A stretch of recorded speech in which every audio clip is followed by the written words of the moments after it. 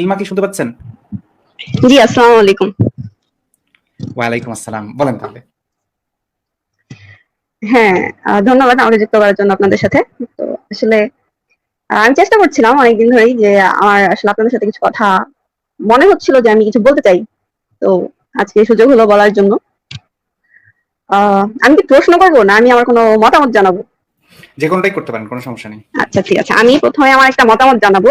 কারণ এটা খুবই গুরুত্বপূর্ণ আমার কাছে মনে হইছে, অনেকবারই মনে হইছে। এখানে আপনাদের ঠিক উদ্দেশ্য কি সেটা আমি জানি না এবং আপনারা ইসলামকে বা অন্য ধর্মকে কিভাবে প্রেজেন্ট করেন সেটা নিয়েও আমার কোনো প্রশ্ন নেই। আমার কথা হচ্ছে লোপা রহমান উনি আমি যথাসম্ভব কোন একদিন তার একটা লাইভ দেখছিলাম। তো তিনি হয়তোবা তার লাইভে বলেছিলেন এরকম একটা কথা যে মহানবী সাল্লাল্লাহু আলাইহি সাল্লাম তিনি আহ, আহ, কখনো মানে উনি মরু অঞ্চলে জন্মগ্রহণ করেছেন দেখে উনি কোরআনের কোথাও কেন তুষারপাত বা তুষার ঝড়ের কথা বলেননি। উনি এই কথাটা নিয়ে একটা লাইভ করছিলেন। সম্ভবত সম্ভবত না, আমি শিওর যে উনি এটা একটা শর্ট করছিলেন। ভিডিও করছিলেন, আমি হেল্প করি আপনাকে। একটা শর্ট ভিডিও আছে এরকম যে কোরআন হ্যাঁ, হাদিসের কোথাও তুষারের কথা কোরআনের কোথাও তুষারের কথা বলা নেই। হ্যাঁ, হ্যাঁ। এই কথাটাকে আমিও সমর্থন করি। কোরআনের কোথাও তুষারের মরু কথা বলা অঞ্চলের নেই, তাকে বাইরে আপনি কোনো বলেন। কিছুর কথাই বলা নেই। মরু অঞ্চলের আমরা বাইরে কোনো কিছুর কথাই নেই। আমি যদি আপনাদেরকে এখন একটা রেফারেন্স দিতে পারি। খুবই খুশি হব, খুবই খুশি হব, একটু দেখান। এবং আগে আপনাকে একটু বলে রাখি, আপনি নিজে একটু দয়া করে অন্যদের সামনে এম্বারাসড হওয়ার আগে একটু নিজে চেক করে দেখুন যে ওখানে কি আসলে হ্যাঁ, আমি চেক করেই বলছি। হ্যাঁ, হ্যাঁ। শুনে নেন, আমার কথাটা শুনে নেন। ঠিক আছে, আমি না বলি, ঠিক আছে, আপনি দেখান। ঠিক আছে, মানে আপনারা কি বলতে চাচ্ছেন যে কোরআনের কথা তুষার শব্দটাই নেই বা মরু অঞ্চলের বাইরে কোনো শব্দই নেই সেটা? এক্স্যাক্টলি সেটাই আগে আমার কাছে শুনে নেন, তাহলে আপনার এম্বারাসমেন্টটা থেকে হয়তো আপনি এম্বারাসমেন্টটা থেকে বেঁচেও যেতে। না, আমি এমবারেস হব কেন? আমার ইসলাম সম্পর্কে যথেষ্ট ক্লিয়ার ধারণা আছে। আমি এমবারেস হতে ভয় পাই না। মাশাআল্লাহ, মাশাআল্লাহ। কোরআনের কোথাও তুষারের কথা বলা নাই। ওকে, এবার আপনি দেখান। ঠিক আছে। মানে তুষার শব্দটাই নেই, আপনি সেটা বলতে চাচ্ছেন? তুষার শব্দটাও নাই, এক্স্যাক্টলি। আচ্ছা, ঠিক আছে। তাহলে আমি আপনাকে বলে দিচ্ছি কোথায় আছে। সূরা আলে ইমরান এর 117 নম্বর আয়াত। এর বাংলা অর্থটা আপনি যদি চেক করেন তাহলে অবশ্যই পাবেন, পার্থিব জীবনে যা কিছু ওরা ব্যয় করে তার উপমা হচ্ছে এমন এক তুষার ঝড়ের মতো যা শস্যক্ষেতে আঘাত হেনে সব তছনছ করে দেয়। এই জন্য আপনাকে বলছিলাম যে আগে আপনি নিজে পড়বেন এম্বারাস হওয়ার আগে। এখন আপনাকে আমি দেখাই, স্ক্রিনে দেখেন। এইখানে যে কথাটা বলা হয়েছে, যে জিনিসটার কথা বলা হয়েছে, এখানে বলছে হিম শীতল বাতাস। বাংলা অনুবাদটা যে করছে, আরেকটা অনুবাদে কি করছে, শৈত্যপূর্ণ ঝঞ্চা বায়ু। আরেকটা জায়গায় কি বলছে, সেই বাতাসের ন্যায় যাতে রয়েছে প্রচন্ড ঠান্ডা। তার একটা অনুবাদে কি বলছে, হিম শীতল বায়ু। আপনি আমাকে বলেন তো আপু, এইগুলার মানে কি তুষার? আমি যদি এখন আপনাকে বলি যে আপনি এখন এই অ্যারাবিক ল্যাঙ্গুয়েজটার একটা ইংলিশ মিনিং এ চলে যান। এই অ্যারাবিকটার ইংলিশ মিনিং এ যে আপনি সার্চ করেন যে এটার আসল অর্থটা কি। আমি যেখানে পড়েছি সেখানে তুষার দেওয়া এবং আমি এই অ্যারাবিকের ইংলিশ মিনিংও তুষারই পেয়েছি। আচ্ছা, এলমা আপু, তুষার, ফার্স্ট অফ অল তুষার জিনিসটা কি এটা একটু বলবেন শর্ট করে? যদি মানে আপনি যতটুকু বুঝেন তুষার বলতে কি বোঝায় এটাকে একটু বলবেন। আমি বুঝি হচ্ছে যখন বরফ পড়ে আকাশ থেকে, বরফের বৃষ্টি না পড়ে, শিলাবৃষ্টি না, যখন এটা কি স্নো পড়ে। স্নো হচ্ছে পানির আরেকটা ফর্ম। পানি তিনটা ফর্মে থাকতে পারে। এটা তো মানে ট্রান্সলেশনটা তো আমিও জানি। আমি যেটা বলতেছি মানে নরম নরম যখন ইয়ে পড়ে, বরফ পড়ে, শক্ত না, নরম যখন বরফগুলো পড়ে সেটাকে আমি তুষার হিসাবে জানি। আপনিও নিশ্চয়ই ওই জিনিসটাকেই তুষার হিসাবেই জানেন। আচ্ছা, তুষারকে তো আমরা ঠান্ডা বাতাসের সাথে তুলনা করি না। ঠান্ডা বাতাস তো আমাদের দেশেও হয়। আমাদের দেশে তো তুষার পড়ে না, তাই না? না, আমাদের দেশে কি আমাদের দেশে তুষারপাত পড়ে না। তুষারপাত হয় না আমাদের ঠিক আছে, তাহলে মাতবর ভাই দেখেন তো এখানে ঠান্ডা বাতাসের কথা বলা নাকি তুষারের কথা বলা, কি এটা একটু চেক করুন ভাই। ভাই এখানে হিম শীতল বাতাস, এখানে বলা হচ্ছে। আপনাকে আমি অর্থটা দেখতে বলিনি, আপনি এটা কেন দেখছেন? আপনি দেখবেন অ্যারাবিক শব্দটার ইংলিশ ট্রান্সলেশনটা দেখেন। মাতু ভাই, অ্যারাবিক শব্দের উপরে তো লাগলেও মানে দেখা যায় দেখেন, of wind in it. Frost মানে কি বলেন তো? ফ্রস্ট মানে কি ভাই, আপনি বলেন আমাকে। সিররুন মানে কি? ফ্রস্ট মানে না, আপনি আমাকে বলেন সিররুন মানে কি। আপনি আমাকে এটা বলেন, তাহলেই হচ্ছে। বলেন সিররুন মানে কি, বলেন আমাকে আপনি সিররুন মানে কি বলেন। আচ্ছা, প্রথমত আপনি আমাকে যে পয়েন্টে আটকাতে চাচ্ছেন, আমি সিররুন আপনার মানে বলেন না, আপু। আচ্ছা আপু, আপনি আচ্ছা আমাকে আপনি একটু সিররুন মানে বলেন। আমি আপনার সাথে তর্ক করছি না, আপনি একটু থামেন, আমাকে আপু, পুরো কথাটা বলতে দেন, আপু, আমাকে আপু, বলতে দেন, আপনাকেই বলতে তারপর দিচ্ছি। হ্যালো আপু, আপনাকেই বলতে দিচ্ছি, আপনাকেই জিজ্ঞেস করতেছি, এখানে আর কেউ নাই। আমি আসিফ ভাইকে আচ্ছা। ব্যাক স্টেজে নিয়ে নিচ্ছি, ফারাজ ভাইকে ব্যাক স্টেজে নিয়ে নিচ্ছি, আমিও ব্যাক স্টেজে চলে যাচ্ছি। আপনাকেই বলতেছি সিররুন মানে কি? আমি সিরুন মানে তো আমি সিরুন মানে আমি যেটা দেখছি সেটা হচ্ছে এখানে বলা হয়েছে বরফ বা ফ্রস্ট। এই তো, এই জন্য আপনাকে জিজ্ঞেস করলাম সিররুন মানে কি, আপনি বললেন এখানে যা বলা হয়েছে, তার মানে আপনিও জানেন না সিররুন মানে কি, তাই না আপু?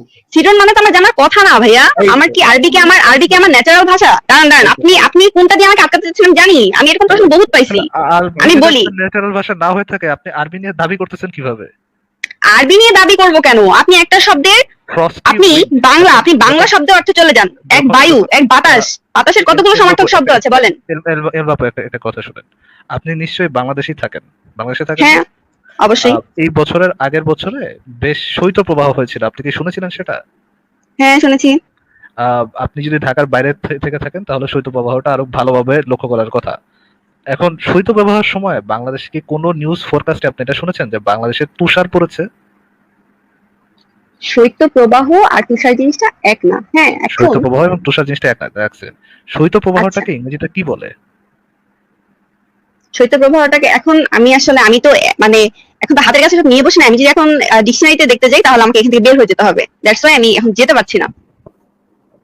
নয়তো আমি আপনাকে আরো সহজ ভাবে বলতে পারতাম। দেখেন আমার কথাটা আপনি একটু বোঝার চেষ্টা করেন। আমি বলে আপু, এখানে আপনাদের যেটা বলতে যাচ্ছি, প্রথম কথা হচ্ছে আমার ভাষা হচ্ছে বাংলা। এটা তো মানে মনে করেন যারা অ্যারাবিক ভাষায় মানে অ্যারাবিক যাদের মাতৃ ল্যাঙ্গুয়েজ তারা খুব ভালোভাবে কোরআনের অর্থটা বুঝতে পারে আচ্ছা, এবং আমার তারা মনে সেটা হয় কি, অনুভব করতে পারে। একটা সেকেন্ড আমার মনে হয় কি এই কনভারসেশনটা যেহেতু আপনার কাছে এনাফ তথ্য নাই বা আমাদের কাছে এনাফ তথ্য আমার কাছে এনাফ তথ্য আছে, আপনি ফ্রস্টের অর্থটা দেখেন না, ফ্রস্টের অর্থ কি? কাম ডাউন। হ্যাঁ তাহলে এখানে তো সিজন মানে বড় বলা আছে, তাহলে তো আপনাদের সামনেই দেখাচ্ছি। তা তো মিললো না তো। তাহলে এখানে তো মেঘ, বরফ কে বহন করে? মেঘ বহন করে, তাহলে এখানে মেঘের কথা বলা হলো। আপনার হিসেবে তো মিলতেছে না, তাহলে সেই হিসেবে ওইভাবে যদি আমার হিসাবে তো মিলছে, কিন্তু আপনারা সহজ জিনিসকে কঠিন বানাচ্ছেন। এলমাপু আমার মনে হয় এই কনভারসেশনটা আরো শর্ট করা যাবে। আপনি তাহলে নেক্সট একদিন বা এটা মেনে নিতে আমাদের কোনো না, আপনারা মেনে নেন যে এখানে ফ্রস্ট আছে। এলমাপু একটু শুনুন, এই জিনিসটা মেনে নিতে আমাদের কোনো সমস্যা নেই যে ইসের মধ্যে তুষারের কথা বলা আছে, এটা মেনে নিতে আমাদের কোনো সমস্যা নেই, এটা মানলেও আল্লাহ সত্য হয়ে যাবে না, এটা মানলে আল্লাহ মিথ্যা হয়ে যাবে না, এরকম কোনো কিছুই হবে না। না আমার কথা হচ্ছে উনি না জেনে কেন তুষারপাতটা নেই এটা বলবেন কেন? মানুষের ভিতর কনফিউশন কেন ক্রিয়েট করবেন? এলমা আমাদেরকে বলতে দেন, আপনার মতো করেই বললাম এখন।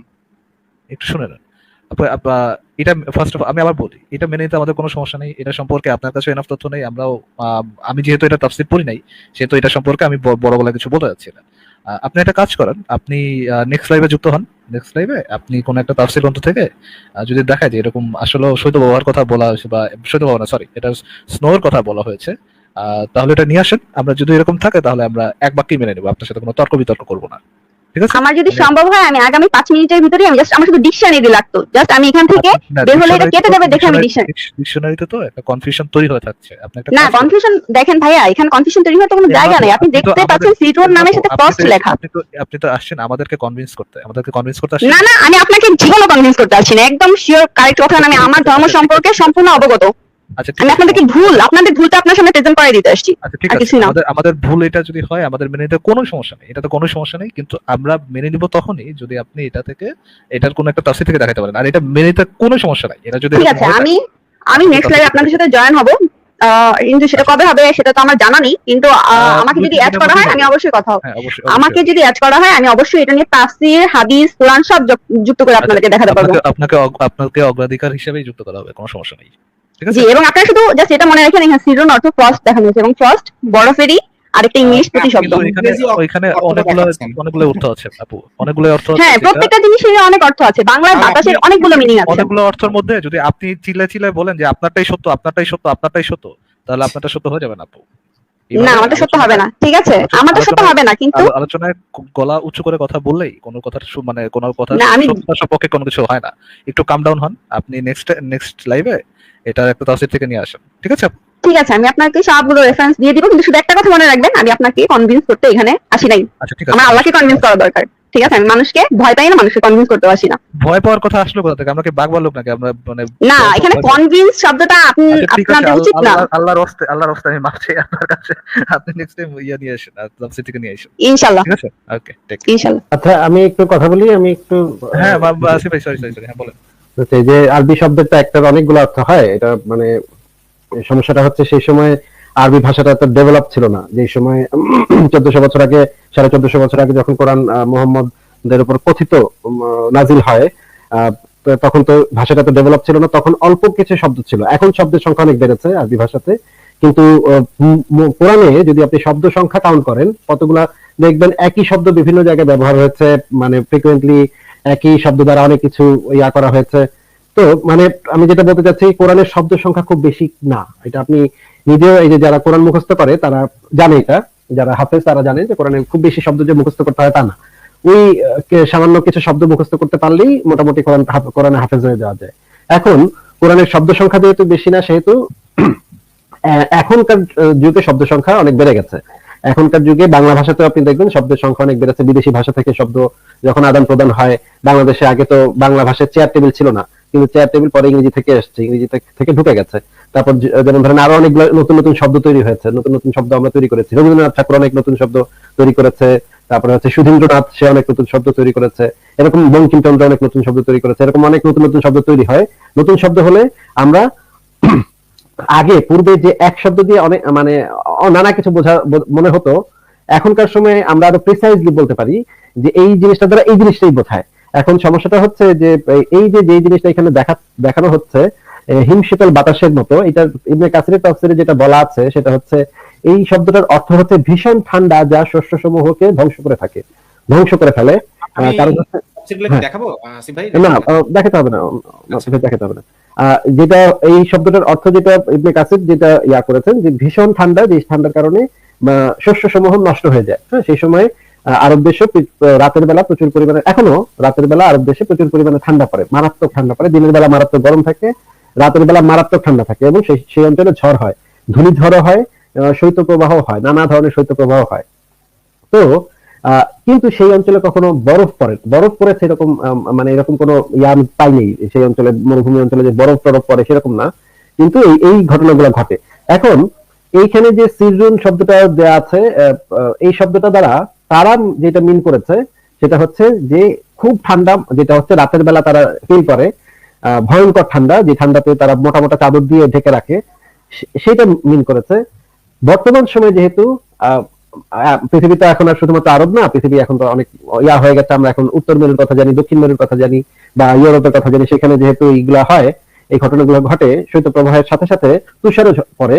এই কারণে তুষার শব্দটাও এই শব্দ দ্বারা, এই শব্দের অর্থের ভিতরে আছে। হ্যাঁ, এই শব্দটা দ্বারা অনেক কিছু আসলে মিন করে। এই শব্দ, কোরআনের এক একটা শব্দ আসলে অনেক অনেক কিছু মিনিং আপনি বের করতে পারেন। এটা কিন্তু হ্যাঁ, কারণ কোরআন সার্বজনীন। না, কোরআন সার্বজনীন, তার থেকে জরুরি কথা হচ্ছে কোরআন যখন নাজিল হয়েছিল তখন কোরআনের শব্দ সংখ্যা ছিল অত্যন্ত অল্প। আল্লাহ এখানে একটা বড় ভুল করেছে, যে এমন একটা ভাষা সে সিলেক্ট করেছে যে ভাষাতে শব্দ সংখ্যা খুবই অল্প, এবং এই একটা শব্দ দ্বারা অনেক কিছু মিন হয়ে যায়। হ্যাঁ, আল্লাহ ভুল করেছেন এটা বললে তো আপনি আমার ধর্মকে আমার সামনে একটু মানে আমার মতটা শোনেন আপনি। আপনার তো এটা মানতেই যা হবে তা তো না।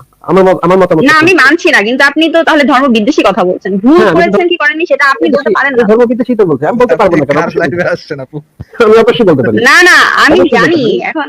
আচ্ছা, একটু শুনুন। আপনি বলেন, সমস্যা নেই, আমার কোনো অসুবিধা নেই। আমি তো অবশ্যই ধর্ম বিদ্বেষী। আমি যে কোনো প্রাতিষ্ঠানিক ধর্ম বিদ্বেষী, যে ধর্মগুলো মানুষে ভেদাভেদ সৃষ্টি করে, মানুষে ঘৃণা সৃষ্টি করে, নারীকে অবমাননা করে, নারী সম্পর্কে অত্যন্ত কুরুচিপূর্ণ, অত্যন্ত জঘন্য, নোংরা, বর্বর ধ্যান ধারণা পোষণ করে, হিজড়াদের সম্পর্কে অত্যন্ত জঘন্য ধ্যান ধারণা পোষণ করে, তারপর সমকামীদের সম্পর্কে অত্যন্ত জঘন্য ধ্যান ধারণা পোষণ করে, এবং তাদেরকে হত্যা করতে বলে।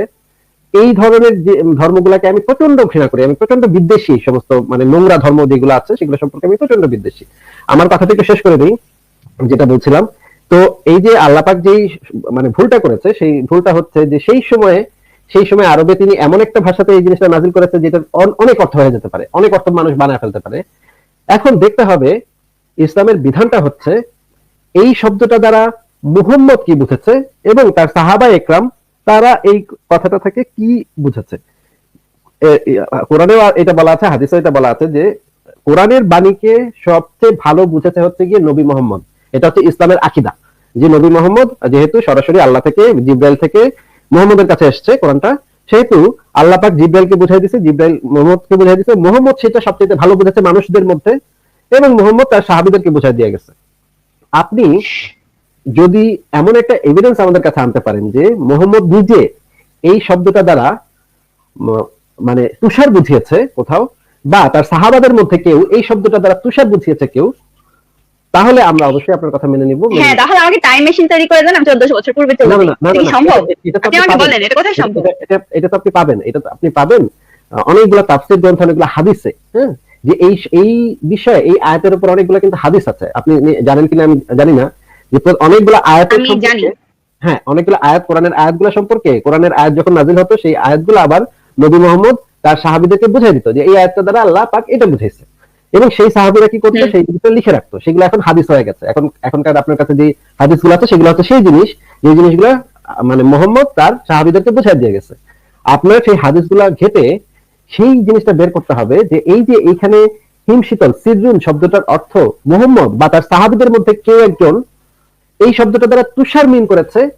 এই জিনিসটা যদি আপনি বের করে দেখাতে পারেন তাহলে আমরা আপনাকে অবশ্যই, আপনার কথা অবশ্যই মেনে নিব।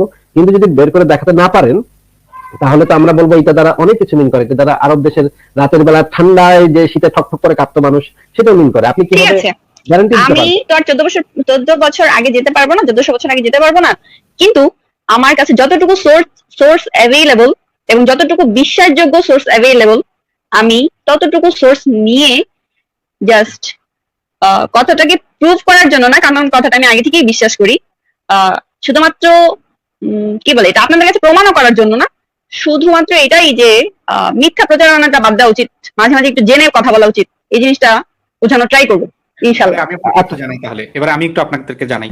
এই যে এইটা তাফসির ইবনে কাসির এবং তাফসির ইবনে জালালাইন যদি খোলেন তাহলে দেখবেন শুধু বরফ না, মজার বিষয় হচ্ছে এই শব্দটা দ্বারা, সিররুন শব্দটা দ্বারা ভাই আগুনও বোঝানো হয়েছে, মানে আগুনকেও বোঝানো হয়েছে, মানে সম্পূর্ণ বিপরীত জিনিস।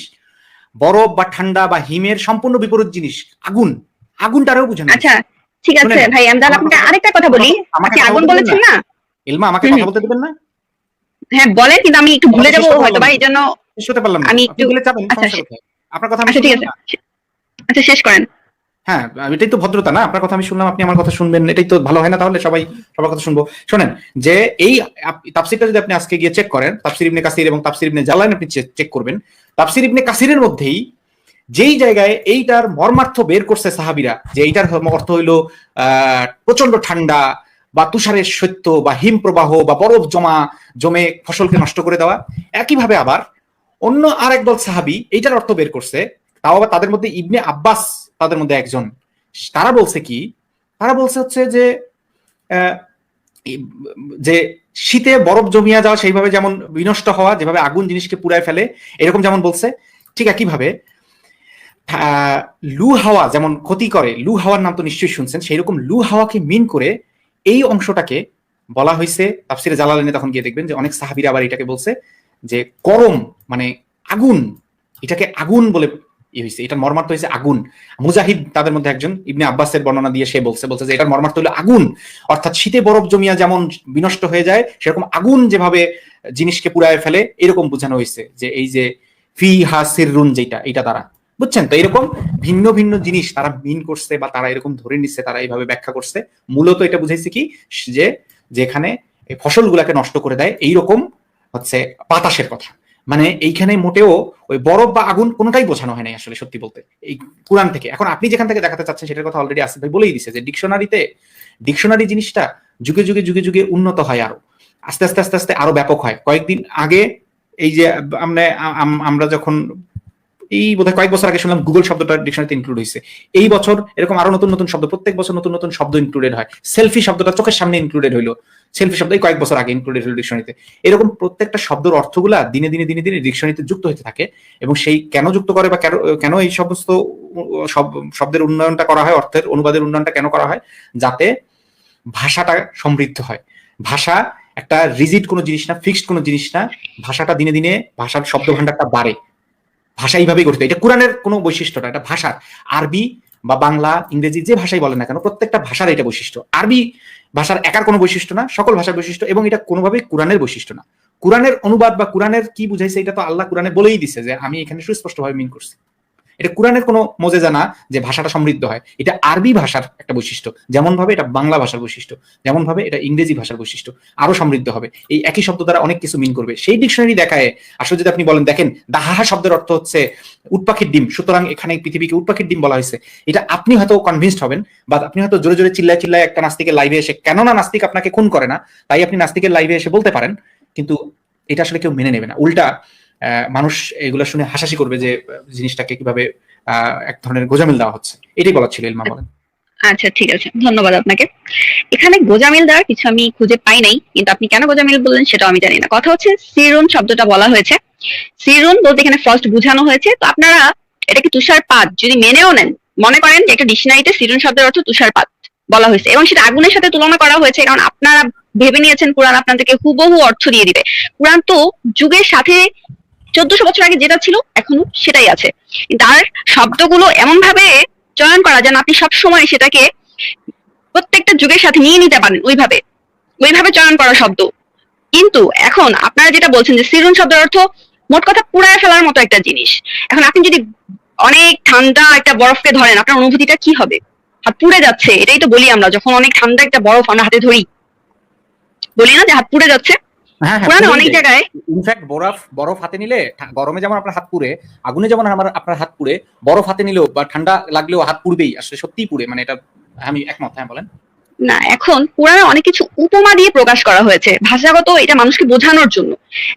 কোরআন কিন্তু শুধুমাত্র যে আপনি একটা কি বলবো, মানে শুধুমাত্র আমি পড়ে গেলাম ব্যাপারটা এরকম না, এর ভিতরে একটা কাব্যিক মাধুর্য আছে। আপনি কিছু ক্ষেত্রে এখানে উপমা অর্থে অনেক কিছু ব্যবহার করা হয়েছে, সেটাকে যদি আপনি এক্সাক্ট অর্থ হিসেবে নিতে চান তাহলে হ্যাঁ সেটাও আমি আপনাকে দেখাতে পারবো, এই কনফিডেন্স আমার আছে। কিন্তু আমি এখন তো আমি এটা নিয়ে আমি বললামই তো, আমি এখান থেকে বের হয়ে গেলে লাইফটা কেটে যাবে বা আমি লাইফ থেকে বের হয়ে যাবো, এর জন্য আমি এখন কিছু বলছি না।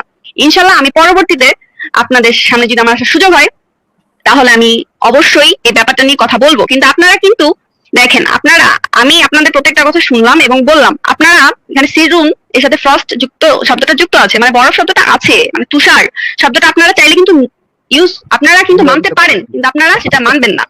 ব্যাপারটা হচ্ছে এরকম, কারণ আপনারা এই যে অন্য সব শব্দ নিতে পারবেন, শুধুমাত্র তুষার শব্দটাই নিতে পারবেন না। এখানেই হচ্ছে ঝামেলাটা, বুঝতে পেরেছেন?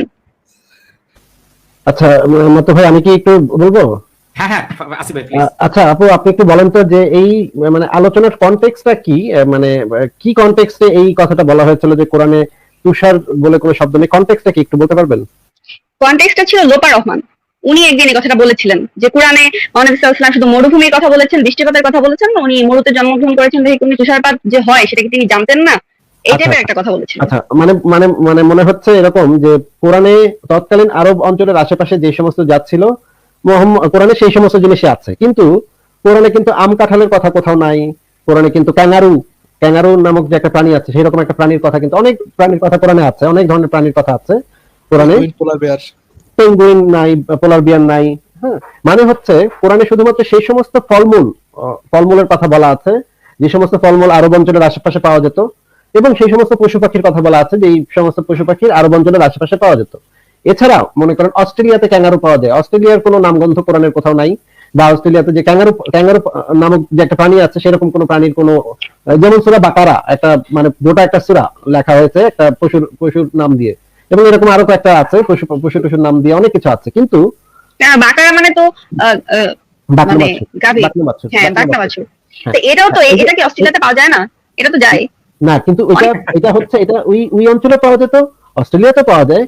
আমি বলেছি যে শুধুমাত্র ওই অঞ্চলে যেটা পাওয়া যায় সেই জিনিসটা নিয়েই কোরআনে অনেক কিছু বলা আছে, কিন্তু সেই অঞ্চলে যেই পশুটা পাওয়া যায় না এরকম কোন পশুর কথা বা এরকম কোন ফলের কথা কোরআনের কোথাও নাই। বা এই যে তুষার হচ্ছে আরেকটা জিনিস, যেটা হচ্ছে ওই কোরআনের ভিতরে মানে তুষার বলতে যে জিনিসটা আমরা বুঝি, সেই শব্দ সেই ধরনের কোনো কথা, সেই ধরনের কোনো বক্তব্য কোরআনের ভিতরে নাই। এখন এটা হচ্ছে কনটেক্সট। এখন তাহলে আপনার যে ইয়াটা, সেটা তো আপনি এখনো পর্যন্ত প্রমাণ করেন নাই, আপনি ভবিষ্যতে নিশ্চয় করবেন একদিন এসে। তাহলে আপনি আমাদেরকে আরো দুই একটা প্রমাণ আমাদেরকে দেখান না, যে ধরেন কোরআনে এমন একটা পশুর কথা বলা আছে যে পশুটা আরব অঞ্চলে পাওয়া যেত না, পাওয়া যেত হচ্ছে উত্তর মেরুতে বা ধরেন অস্ট্রেলিয়াতে বা ধরেন ধরেন যে দক্ষিণ আমেরিকাতে শুধুমাত্র পাওয়া যায়, সেটার কথা কোরআনে বলা আছে। তাহলে তো মানে কোরআন ওই লোকেরা জানলো কিভাবে, মোহাম্মদ কিভাবে জানলো, ওরা তো থাকতে হচ্ছে মক্কাতে, সে কিভাবে জানলো যে সেই দক্ষিণ আমেরিকাতে একটা ইয়ে আছে, পশু আছে, সেটার কথা কোরআনে বলা আছে? এরকম আরো দু একটা উদাহরণ আমাদেরকে দিলে আমরা তাহলে আরো ভালোভাবে আপনার কথাটা বুঝতে পারতাম। ও আচ্ছা, ঠিক আছে, ধন্যবাদ আপনাকে। আপনি আমাকে আরেকটা বিষয় সম্পর্কে বললেন যেটা নিয়ে আমার এখন স্টাডি করা উচিত। আমি অনুধাবন করলাম ব্যাপারটা নিয়ে, কারণ আমি তো স্টাডি করা শুরু করেছি এবং আমার বেশ কিছু কনটেক্সট দরকার ছিল। আপনি একটা বলে দিলেন, আমার জন্য সুবিধা হলো। আহ ইনশাল্লাহ আমি আপনাকে বলতে পারবো। আমার এতটুকু আমি আপনাকে বলতে পারবো না, সেটা আমি কখনোই বলবো না, কারণ আমার এতটুকু বিশ্বাস আছে যে আমি আপনাকে বলতে পারবো। আর আরেকটা কথা যেটা বলতে চাই সেটা হচ্ছে যে, আচ্ছা, এই মুহূর্তে এখন আপনি বলতে পারছেন না, কিন্তু ভবিষ্যতে একদিন এসে বলবেন, তাই তো? না, এই মুহূর্তে, কারণ আমি তো একটা জিনিস নিয়ে আপনাদের সামনে এসেছিলাম, আপনারা আমাকে আরেকটা জিনিস আমাকে দিয়ে দিয়েছেন। ব্যাপারটা হচ্ছে এরকম যে আমি যেটার ভিতর ছিলাম আপনারা সেটার ভিতর নেই, আসিফ ভাই, আপনারা আসিফ ভাই অন্যদিকে তাহলে চলে গিয়েছেন। আসিফ ভাই তাহলে এই টপিকে এই যে আপুকে যদি আমি আর দু একটাই বলতে চাই, আমি কি বলতে পারি?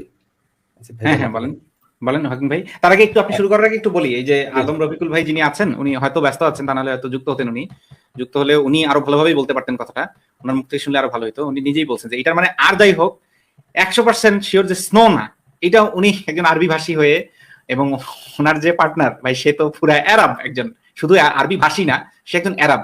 আরবি ভাষী আর আরব দুটোর মধ্যে পার্থক্য নিশ্চয়ই আপনারা বুঝেন, মানে জাতিগতভাবেই সে আরব। সে তো উনি ভাই ওনারা আরবি ভাষা সম্পর্কে এক্সপার্ট না, এটা আসলে কেউ বললে মানে একটু হাস্যকর শোনাবে।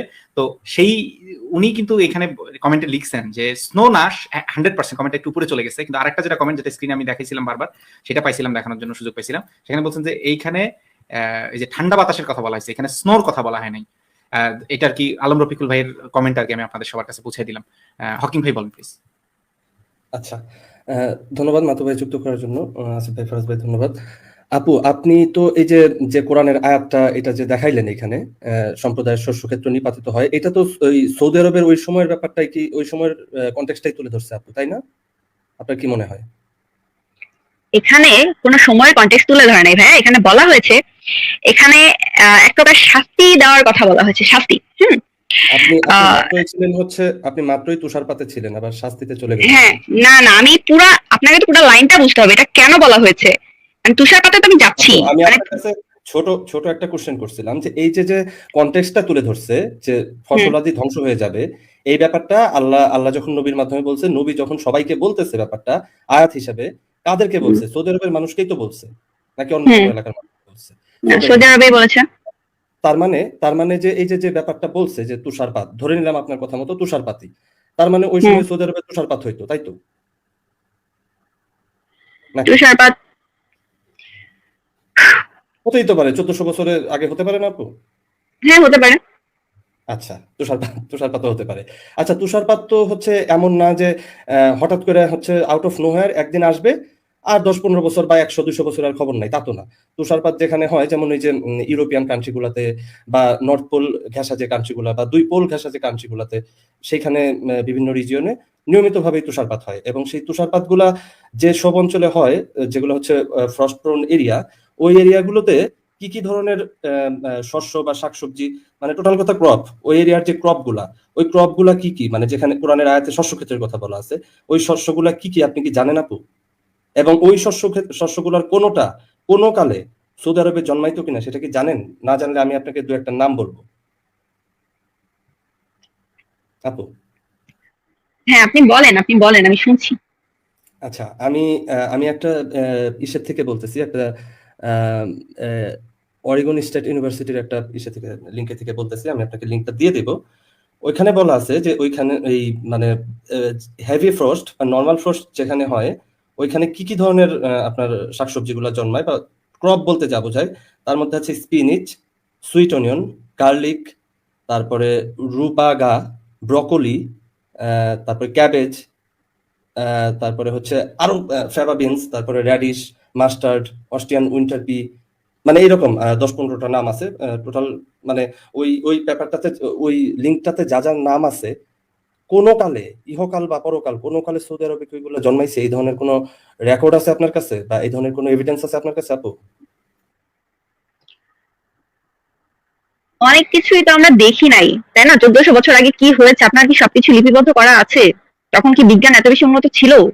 আমাকে আগে বলেন, কয়টা জিনিস আপনি 1400 বছর আগের অন্যান্য দেশ সম্পর্কে কয়টা মানে জিনিস জানেন তার 1400 মানে বছর আগের? আপনি আপনি এখন আপনার কাছে ডেটা নাই বলে আপনি বলতেছেন যে ওই সময় হতেও পারে, এই জিনিসগুলো হতেও পারে, এবং আপনি একটু আগেই বললেন যে ওই সময় সৌদি আরবে 1400 বছর আগে, বেশি না 1400 বছর আগে সৌদি আরবে নাকি তুষারপাত হইতো।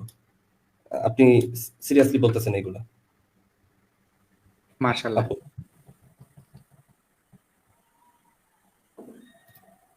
আমি শুনতে পাইনি আপনার লাস্টের কথাগুলো।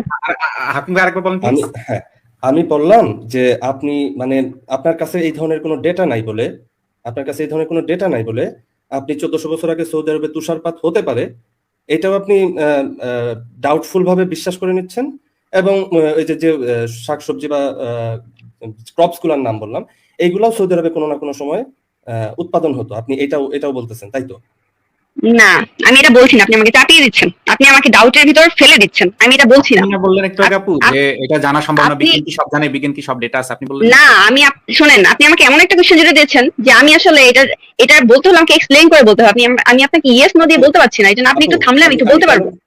আপু, আমি কেন বললাম, কারণ আপনি বারবার ওয়ার্ড গুলা চেঞ্জ করতেছেন, একবার বলতেছেন তুষার, ফ্রস্ট, শাস্তি, নানান ইস্যু টেনে তুলতেছেন, অথচ না, আমি তো ইস্যু টেনে তুলি না ভাই, আমি বরাবরই তুষার এবং ফ্রস্ট এই দুটার ভিতরেই ছিলাম। একটু শাস্তির কথা বলছেন। একটু আমি শাস্তির কথা তো বলি না, আমি বলছি যে মানে এর আগের লাইনটা বলতে চেয়েছিলাম কিন্তু পরে আর বলি নাই। মাতো ভাই, আপনি বা আপনারা হয়তো শুনছেন, উনি কিন্তু বললো যে এটা একটা শাস্তিমূলক, শাস্তির মতো করে। আচ্ছা থাক, উনি তাহলে যেহেতু চেঞ্জ করছেন আমরা নতুন উনি মানে ওনার সর্বশেষ স্ট্যান্ডটা কি ধরে নিই।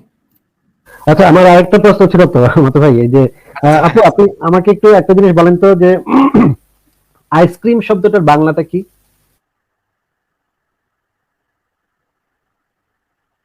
আইসক্রিম শব্দটা আমরা আইসক্রিম হিসেবেই জানি, আইস মানে বরফ এবং বরফের উপর ক্রিম, তাহলে ধরেন অনেক বছর আগে একটা বাংলাদেশের একজন মানে কবি লিখে গেছে আমি বরফ খাচ্ছিলাম, সেটা থেকে তো আমরা নিশ্চয়ই বুঝে নিতে পারি তিনি আইসক্রিম খাচ্ছিলেন, তাই না? না, আপনি বরফ খাচ্ছিলেন মানে সে বরফই খাচ্ছিলেন, আমি কেন না বুঝে না নেবো সে না আইসক্রিম না খাচ্ছিলেন? না না না না, ওই বরফ দিয়ে তো ওই আইসক্রিমও বোঝায়।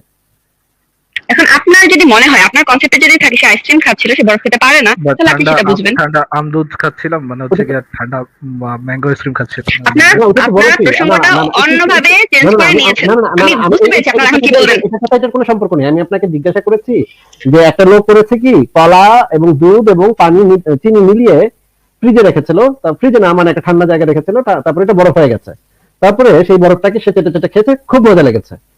এখন সে তো মানে সেটা তো আইসক্রিম নাকি বরফ? সেই সময় যদি এটাকে বরফ বলে চালানো হইতো তাহলে সবাই তখন এটাকে বরফ বলেই জানতো, এবং এটা যুগের পরিবর্তন যদি এটাকে আইসক্রিম বলা হয় তাহলে এখন আমরা সবাই এটাকে আইসক্রিম হিসেবেই জানি। মানে কারণ ওই সময়টায় আমরা বর্তমান নেই। প্রাচীনকালের কোনো কবি যদি লেখে, এরকম একটা কবিতা লেখে যে আমি খুব মজা করে বরফ খাচ্ছিলাম, সেখান থেকে কি আমরা বুঝে নিব যে তার মানে হচ্ছে সে যেহেতু মজা করে খাচ্ছিল সেহেতু নিশ্চয়ই সে আইসক্রিম খাচ্ছিল? এটা কি আমরা বুঝবো, নাকি আমরা বুঝবো যে সে বরফ খাচ্ছিল? এখন এখানেই তো ঘটনা যে এখন আপনি বুঝবেন একটা, আমি বুঝবো আরেকটা। এখন কথা হচ্ছে আপনার পার্সপেক্টিভটা কি এবং আমার পার্সপেক্টিভটা কি। আমি আপনার কাছে জানতে চাচ্ছি ঘটনা আসলে সে কি খেয়েছিল, সে বরফ খেয়েছিল নাকি আইসক্রিম খেয়েছিল? সেটা এখন আপনি আপনার দৃষ্টিকোণ থেকে শুনলে বলবেন যে সে বরফই খাইছিল। এখন আমি যদি মনে করি না ওই সময় যদি এরকম বরফের জাতীয় কিছু হয় তাহলে এটা আইসক্রিমের মতোই হয়তো বা কিছু একটা হবে, আমি এটা বলতেই পারি। না, তাহলে তো আপনি একটা নতুন সেই সময় তো আসলে আইসক্রিম বলে কিছু ছিল না বাংলাদেশে, বা বাংলাদেশের এই অঞ্চলে আইসক্রিম বলে কিছু ছিল না তখন। সেটাই তো বললাম, তখন সবাই এটাকে বরফ বলে জানতো। তাহলে সে তো আসলে বরফ খেয়েছিল, সে তো আইসক্রিম খায় নাই, তাই না? কিন্তু আলটিমেটলি তো সে আইসক্রিমই খেয়েছিল। সে যদি মানে উইথ আইসক্রিম টাইপের কিছু খেয়ে থাকতো, মনে করি আইসক্রিম শব্দটা বাংলায় নাই, তাহলে সে আরেকটু কিন্তু ব্যাখ্যা করে বলতো। ব্যাখ্যা করে কি বলতো, যে বরফের ভিতরে চিনি এবং দুধ এবং কলা এবং আম মিশিয়ে এমন একটা জিনিস আমি প্রস্তুত করেছি যা খেতে খুবই মিষ্টি, আমি সেই জিনিসটা খেয়েছিলাম। এই জিনিসটা বলতো, একটু এক্সপ্লেন করে, যেহেতু শব্দটা আইসক্রিম শব্দটা বাংলা ভাষায় নাই, এই কারণে সে একটু এক্সপ্লেন করে জিনিসটা, ওই জিনিসটা স্পেসিফিকলি আইসক্রিমে যদি সে বোঝাতে চেত তাহলে তো সে কিন্তু আরেকটু এক্সপ্লেন করে জিনিসটাকে বলতো, কারণ যেহেতু এই শব্দটা বাংলা ভাষায় নাই, তাই না? এখন সে এক্সপ্লেইন করবে কিনা সেটা তো আমার আর আপনার হাতে নাই। না, সে যদি ওই স্পেসিফিক জিনিসটা বোঝাতে চেয়ে থাকে, আইসক্রিমই বোঝাতে চেয়ে থাকে, সে চেয়েছে, মনে করেন সে চেয়েছে আমি বরফ বুঝাবো না, আমি বোঝাবো আসলে আইসক্রিম, কিন্তু আইসক্রিম শব্দটা তো আমার শব্দ ভান্ডারের ভিতরে নাই, তাহলে এইরকম যদি পরিস্থিতি হয়, মনে করেন আপনি এমন একটা জিনিসকে এক্সপ্লেইন করতেছেন যে জিনিসটা আপনার শব্দ ভান্ডারে সেই জিনিসটা নাই। হ্যাঁ, মনে করেন আকাশ থেকে একটা অদ্ভুত একটা জিনিস এসে পৃথিবীতে পড়ছে, এটাকে মানে ডেসক্রাইব করার মতো কিছু আপনার কাছে কোনো শব্দ নাই, আসলে বাংলা ভাষায় কোনো শব্দ নাই। তখন আপনি যদি স্পেসিফিকলি এই জিনিসটা কি বোঝাতে চান, তাহলে কিন্তু আপনাকে একটু এক্সপ্লেন করে বলতে হবে। নাকি আপনি বলবেন যে একটা মানে ধাতব একটা জিনিস আসছিল, ধাতব জিনিস দিয়ে তো অনেক কিছু বোঝায়, আমি কিভাবে বুঝবো যে ধাতব জিনিসটা যে ধরেন একটা ফ্লাইং সসারের মতো একটা জিনিস আসছে, আমি কিভাবে বুঝবো, যে অন্য মানুষ কিভাবে বুঝবে যে এই জিনিসটা যে এটা কিভাবে বুঝবে, এটা তো বোঝা সম্ভব না। তাহলে তো আমাকে একটু এক্সপ্লেন করে বলতে হবে। যদি আমি স্পেসিফিক এই জিনিসটাকে বোঝাতে চাই, তাহলে তো আমাকে এক্সপ্লেন করে বলতে হবে, তাই না?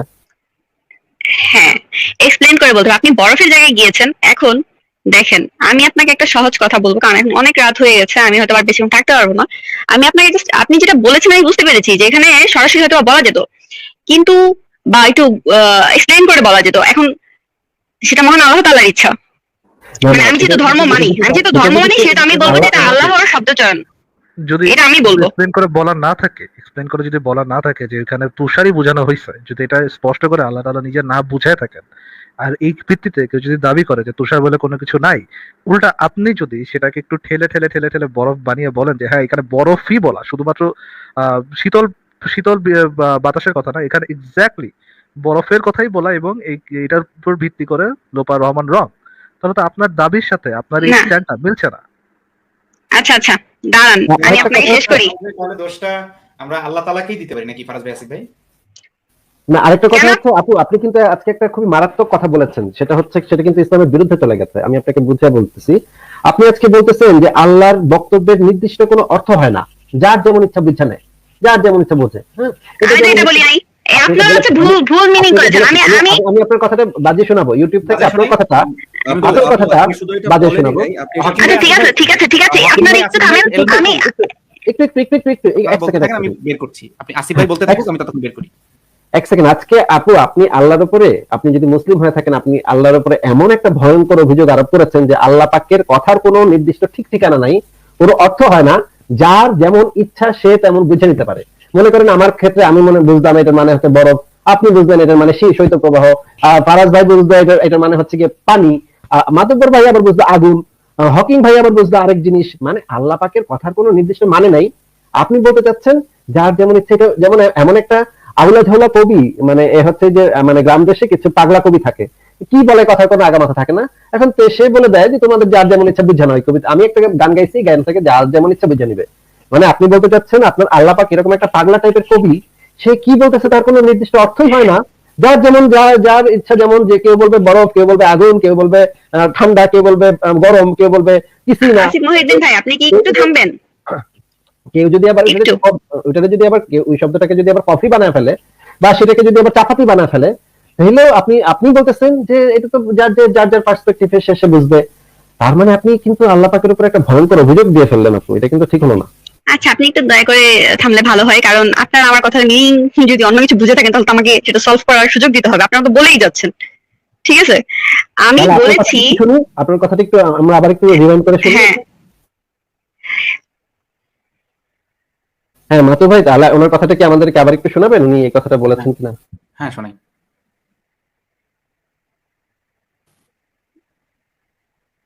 এখন এখানেই তো ঘটনা যে এখন আপনি বুঝবেন একটা, আমি বুঝবো আরেকটা। এখন কথা হচ্ছে আপনার পার্সপেক্টিভটা কি এবং আমার পার্সপেক্টিভটা কি। আমি আপনার কাছে জানতে চাচ্ছি ঘটনা আসলে সে কি। এর আগে আগে কথাটুকুতে যান, মাঝখান দিয়ে শোনা যেতে হবে না। এর আগে কি বলেছি সেটা শুনতে হবে তো। এই কথাটুকু দিয়ে আপনি কি বুঝিয়েছেন এটা একটু আগে এক্সপ্লেইন করে নেন। না, তার আগের কথাটা দেখেন। আগে আপনি বলেন, তারপর আগের পরের পুরোটাই শোনাবো। আপনি বলেন আগে, তারপরে শুনাই, আমরা মিলিয়ে দেখবো। বলেন। আচ্ছা, এই কথাটার আগে সম্ভবত আমাকে কোনো একটা এক্সাম্পল বলা হয়েছিল, তারপর আমি এই কথাটা বলেছিলাম। কিন্তু আমার কথা এক্সাম্পলটা যদি আমি কিসের কারণে আমরা এক্সাম্পলটা দিয়েছিলাম? কোরআনের বিষয় নিয়ে আলোচনা হচ্ছিল, তাই না? কোরআনের বিষয় আলোচনার সাপেক্ষে তো এক্সাম্পলটা দিয়েছিলাম, তাই না? নাকি অন্য কোনো বিষয়ের আলোচনা? হ্যাঁ, আপনি কোরআনের বিষয়ে এক্সাম্পল দিয়েছিলেন, কিন্তু আমি এখানে আল্লাহ তাআলার কোনো কথা বলি নাই। প্রসঙ্গটা কি ছিল? কোন প্রসঙ্গে আমরা কথা বলছিলাম? প্রসঙ্গ কোরআন হতে পারে, কিন্তু আমি আপনাকে বাস্তব উদাহরণের ভিত্তিতে আপনাকে বলেছি। আমরা প্রসঙ্গ কোরআন রেখেই এই আলোচনাটা চালাচ্ছিলাম, এবং আপনিও উত্তরটা দিচ্ছিলেন প্রসঙ্গটা কোরআন রেখেই, তাই না? আচ্ছা, আপনারা হচ্ছে কি না না না, আমরা কি আমেরিকান প্রেসিডেন্টকে সেটা নিয়ে আলোচনা করছিলাম নাকি কোরআনের শব্দের মিনিং কি সেটা নিয়ে আলোচনা করছিলাম? প্রসঙ্গটা হ্যাঁ, কি? আমরা কোরআনের শব্দের মিনিং এর ভিতরে আপনাকে তো বললাম যে আপনি একটু আগের কথাটা এবং শুনে নেন। এই প্রসঙ্গে আলোচনার সময় আমি একটা উদাহরণ দিয়েছিলাম, সেই উদাহরণটা শুনে আপনি এই কথাটা বলেছিলেন, তাই তো?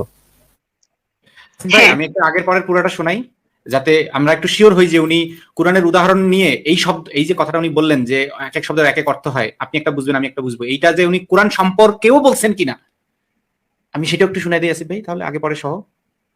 অবশ্যই অবশ্যই ভাই, একটু শুনুন। মানে আপনি যে বললেন না আসিফ ভাই যে এই কথাটা আমরা কোন কনটেক্সটে বলতেছিলাম, কি সম্পর্কে, কোরআন সম্পর্কে, উনি যে কোরআনের শব্দ সম্পর্কেই এই কথাটা বলছিলেন কিনা, উদাহরণটা শুধু না, উদাহরণটা যে কনটেক্সটকে ঘিরে সেই কোরআন সম্পর্কে উনি এটা বলছেন কিনা আমরা এখনই ক্লিয়ার হয়ে যাবো। আমি এখনই শোনাচ্ছি। প্রথমে আসিফ ভাই আপনি বলতেছিলেন আইসক্রিম খাওয়ার কথা, বাকিটা আপনারা শুনে নেন। এখন তাহলে সবাই তখন এটাকে বরফ বলেই জানতো, এবং এটা যুগের পরিবর্তন যদি এটাকে আইসক্রিম বলা হয় তাহলে এখন আমরা সবাই এটাকে আইসক্রিম হিসেবেই জানি। মানে কারণ ওই সময়টায় আমরা বর্তমান নেই। প্রাচীনকালের কোনো কবি যদি লেখে, এরকম একটা কবিতা লেখে যে আমি খুব মজা করে বরফ খাচ্ছিলাম, সেখান থেকে কি আমরা বুঝে নিব যে তার মানে হচ্ছে সে যেহেতু মজা করে খাচ্ছিল সেহেতু নিশ্চয়ই সে আইসক্রিম খাচ্ছিল? এটা কি আমরা বুঝবো, নাকি আমরা বুঝবো যে সে বরফ খাচ্ছিল? এখন এখানেই তো ঘটনা যে এখন আপনি বুঝবেন একটা, আমি বুঝবো আরেকটা। এখন কথা হচ্ছে আপনার পার্সপেক্টিভটা কি এবং আমার পার্সপেক্টিভটা কি। আমি আপনার কাছে জানতে চাচ্ছি ঘটনা আসলে সে কি খেয়েছিল, সে বরফ খেয়েছিল নাকি আইসক্রিম খেয়েছিল? সেটা এখন আপনি আপনার দৃষ্টিকোণ থেকে শুনলে বলবেন যে সে বরফই খাইছিল। এখন আমি যদি মনে করি না ওই সময় যদি এরকম বরফের জাতীয় কিছু হয় তাহলে এটা আইসক্রিমের মতোই হয়তো বা কিছু একটা হবে, আমি এটা বলতেই পারি। না তাহলে তো আপনি একটা নতুন, সেই সময় তো আসলে আইসক্রিম বলে কিছু ছিল না বাংলাদেশে, বা বাংলাদেশের এই অঞ্চলে আইসক্রিম বলে কিছু ছিল না তখন। সেটাই তো বললাম, তখন সবাই এটাকে বরফ বলে জানতো। তাহলে সে তো আসলে বরফ খেয়েছিল, সে তো আইসক্রিম খায় নাই, তাই না? কিন্তু আলটিমেটলি তো সে আইসক্রিমই খেয়েছিল। সে যদি মানে উইথ আইসক্রিম টাইপের কিছু খেয়ে থাকতো, মনে করি আইসক্রিম শব্দটা বাংলায় নাই, তাহলে সে আরেকটু কিন্তু ব্যাখ্যা করে বলতো। ব্যাখ্যা করে কি বলতো? হয়েছে তো, আপনারা এখন বন্ধ করতে পারেন। প্লিজ প্লিজ এখানে দেখেন উনি এক্সাম্পল দিয়েছে। প্লিজ প্লিজ আমার দেখানো শেষ হয় নাই, তারপরে বলেন, শেষ করি তারপরে বলেন। খুবই বিরক্ত লাগে এই জিনিসগুলা। একটু শেষ করি, শেষ হয় নাই। আমি কি দেখাইতে চাচ্ছি, নিশ্চয়ই এমন কিছু আছে যেটা আমি দেখাইতে চাচ্ছি, তাহলে এতক্ষণ তো ভাই আমারও সময় নেই একটা কথা নিয়ে এতক্ষণ ধরে জ্ঞান করার। একটু শুনে নেন না রে ভাই। আম বলতো, ব্যাখ্যা করে কি বলতো যে বরফের ভিতরে চিনি এবং দুধ এবং কলা এবং আম মিশিয়ে এমন একটা জিনিস আমি প্রস্তুত করেছি যা খেতে খুবই মিষ্টি, আমি সেই জিনিসটা খেয়েছিলাম। এই জিনিসটা বলতো, একটু এক্সপ্লেন করে, যেহেতু শব্দটা ওই জিনিসটা স্পেসিফিকলি আইসক্রিমে, যদি সেই শব্দটা বাংলা আমার আর আপনার হাতে নাই, তিনি বোঝাতে চাই স্পেসিফিক বোঝাবো। আসলে এইরকম যদি পরিস্থিতি হয়, মনে করেন আপনি এমন একটা জিনিসকে এক্সপ্লেন করতে, মনে করেন আকাশ থেকে একটা অদ্ভুত একটা জিনিস আসে, শব্দ নাই, আসলে কি বোঝাতে চান জিনিস আসছিল, ধাতব জিনিস দিয়ে তো আসছে, এটা কিভাবে বুঝবে? এটা তো বোঝা সম্ভব না, তাহলে তো হবে, তাই না? হ্যাঁ, এক্সপ্লেন করে বলতে হবে। আপনি বরফের জায়গায় গিয়েছেন। এখন দেখেন আমি আপনাকে একটা সহজ কথা বলবো, কারণ এখন অনেক রাত হয়ে গেছে। তো এখন সেটা মহান আল্লাহ তাআলারই, বা একটু বলেছেন আমি বুঝতে পেরেছি, রাত হয়ে গেছে, আমি হয়তো আর বেশি বলছে যে আমি নিজে হারাই ফেললাম জিনিসটা। এখানে উনি নিজে কোরআনের কথা বলছিলেন, আমি একটু সময় দেন, আমি শোনাচ্ছি আপনাদেরকে। হ্যাঁ ভাই, আমারও মনে আছে উনি কোরআনের কথা বলেছিলেন। এটা জানা সম্ভব না, বিজ্ঞান কি সব জানে, বিজ্ঞান। উনি কোরআনের উদাহরণ দিচ্ছিলেন। বললাম তখন সবাই এটাকে বরফ, অঞ্চলে আইসক্রিম বলে কিছু ছিল না তখন। সেটাই তো বললাম, তখন সবাই এটাকে বরফ বলে জানতো। তাহলে সে আসলে বরফ খেয়েছিল, খেয়েছিল, সে বাংলায় নাই, তাহলে সে আরেকটু কিন্তু ব্যাখ্যা করে বলতো। ব্যাখ্যা করে কি বলতো যে বরফের ভিতরে চিনি এবং দুধ এবং কলা এবং আম মিশিয়ে এমন সে এক্সপ্লেন করে। এখন সে এক্সপ্লেন করবে কিনা এটা তো আমার আপনার হাতে নাই। না, সে যদি উনি স্পেসিফিক জিনিসটা বোঝাতে চাইতে থাকে, আইসক্রিম বোঝাতে চাই, তাহলে আমি এরকম যদি হয়, মনে করেন আপনার অদ্ভুত একটা জিনিস জিনিসটা কি বোঝাতে চান, তাহলে কিন্তু আপনাকে এক্সপ্লেন করবো। আমি কিভাবে বুঝবো যে অন্য মানুষ কিভাবে বুঝবে যে জিনিসটা? হ্যাঁ, এক্সপ্লেন করে বলতে আপনি বরফের জায়গায় গিয়েছেন। এখন দেখেন আমি আপনাকে একটা সহজ কথা বলবো, অনেক রাত হয়ে গেছে, আমি হয়তো সেটা মনে হয় সব বুঝতে পেরেছি। যেখানে সরাসরি বলা যেত, দেখেন আমি আপনাকে একটা সহজ কথা বলবো, অনেক রাত হয়ে গেছে, আমি হয়তো থাকতে পারবো না।